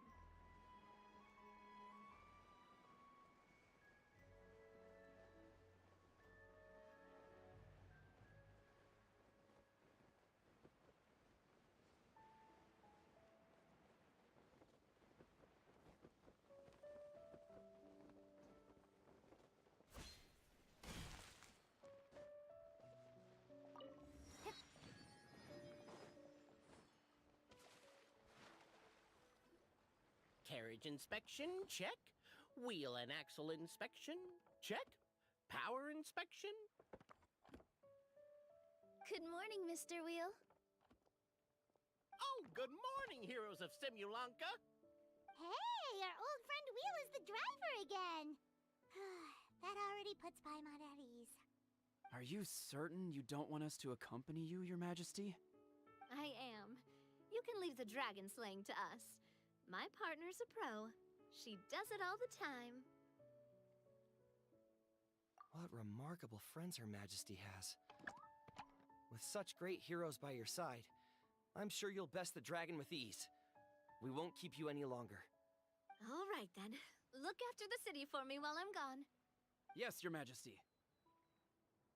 Just leave it to us. I think we're all set. Time to depart. Next stop, the end of the world!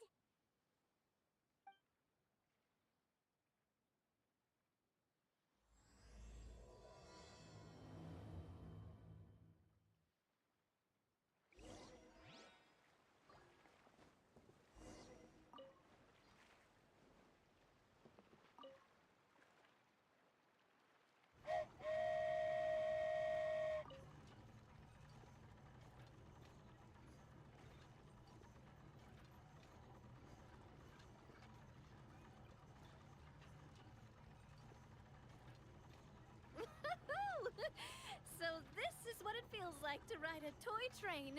Ooh, you're really easy to please, Navia.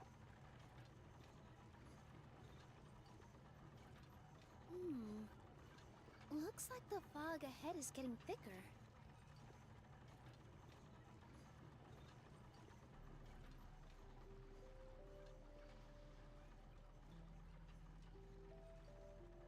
Attention, passengers. We've arrived at the transfer point. All change, please, all change. So we've got to switch trains, right? Huh? What's that? It looks like Hilly Churls, they've taken over that platform! Huh? What do we do? Just find somewhere to hide, Mr. Wheel. We'll take care of them.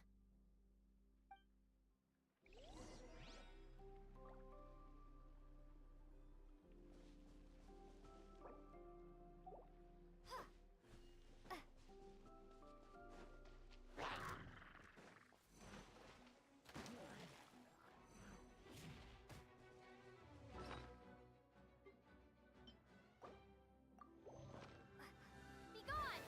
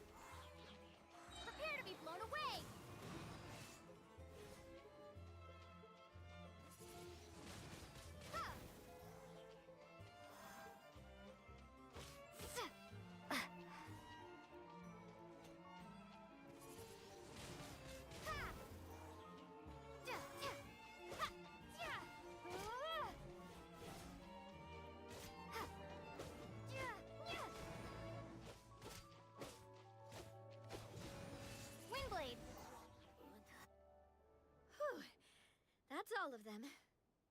Thank you so much for your help, everyone. Now, let me take a look at the train.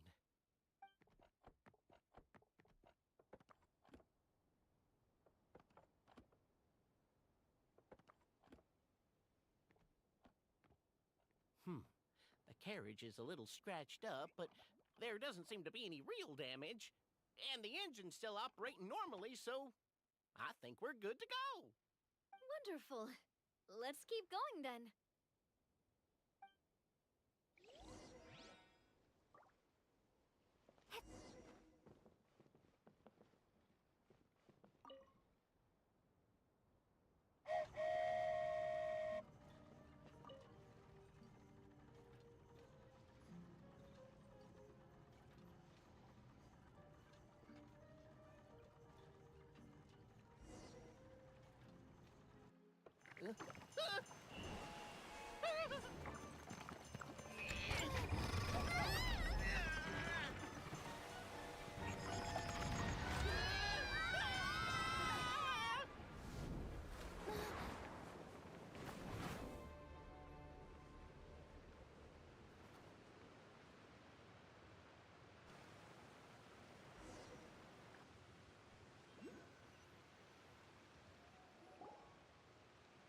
Go forth and witness this world. Make sure to be nice to everyone.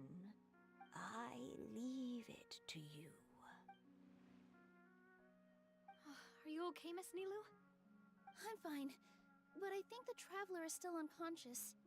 We're lucky this guy caught us on the way down. Passed out from a little fall, did ya?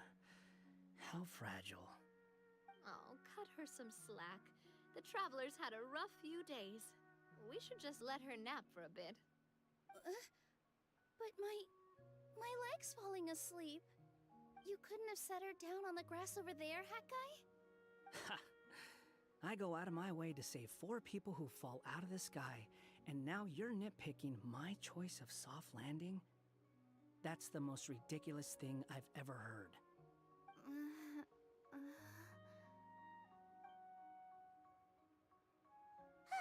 She's awake. Morning, sunshine. You were having a nice little dream there, weren't you? Not gonna lie, it was kind of adorable. You and your friends fell from the top of that waterfall, and you passed out along the way. Guess someone couldn't keep it together. Sorry to break it to you, but crashing into the ground doesn't take you to another world. That kind of thing only happens in those stupid light novels they sell in Inazuma. Also, he kind of, set you down in Nilu's lap, so that's where you've been napping all this time. Paimon!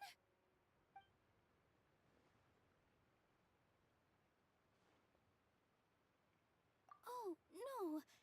It's all right. I'm just glad you're okay. You didn't hit your head, did you? Is the dizziness gone? Really? What did they say? The fog you see around here can have a hallucinatory effect. Apparently, it's the work of that dragon. Maybe you inhaled some while you were freaking out on your way down. Traveler, Nilu, do you know this hat guy person? Oh yeah, he's a student at the academia. We met during the last Inter-Darshan Championship. He was representing the Vahumana Darshan. Well then, hello there, friend. I'm Navia, the president of Spina di Rosula. It's very nice to meet you. So, should I just call you Hat Guy as well? Seems like that's what everyone's calling you. Sure. Whatever. Wait, Hat Guy. What's that sword around your waist? An unwelcome encumbrance, that's what. I've had it ever since I woke up here. Tried to toss it, but no matter what I do, it always reappears. Such a pain. Anyway, if any of you want the hero sword, you can have it. Wait, it's called what? The hero's sword. Meant to be wielded by the hero. I know. Me of all people, right? The irony. What? You're the hero of this world? Will you calm down? It's just a dumb title. Oh, it's just that this entire time, we thought we were the heroes of the prophecy. Well, if it means that much to you, you're welcome to claim the title. You'd be doing me a favor. That's not the point! The real question is, if you're the hero, then where the heck have you been all this time? Looking for a way out. I heard there's a boat in this area that can bring you to another world. So I came to investigate. But look at the state of things around here. The lighthouse collapsed. The boat won't budge. I say we try to find a different way out. Huh. Paimon's guessing a voice told you what you were supposed to do here. That's what happened with Navia and Nilu, at least. You expect me to take orders from some disembodied voice? Hey, wait! Where are you going? To find the so-called source of this world's misfortune. The dragon responsible for this whole mess. Wait, we came here to fight the dragon as well. Why don't we go together? Grab that dragon scale over there before you leave. It'll come in handy later. A dragon scale? Where? How did you know about it? What's it for? And... Have you ever considered keeping your questions to yourself? Because if you actually expect me to answer them all, we'll be here until the next Interdarshan Championship. You little... Paimon thought you might have learned some manners by now, but clearly not!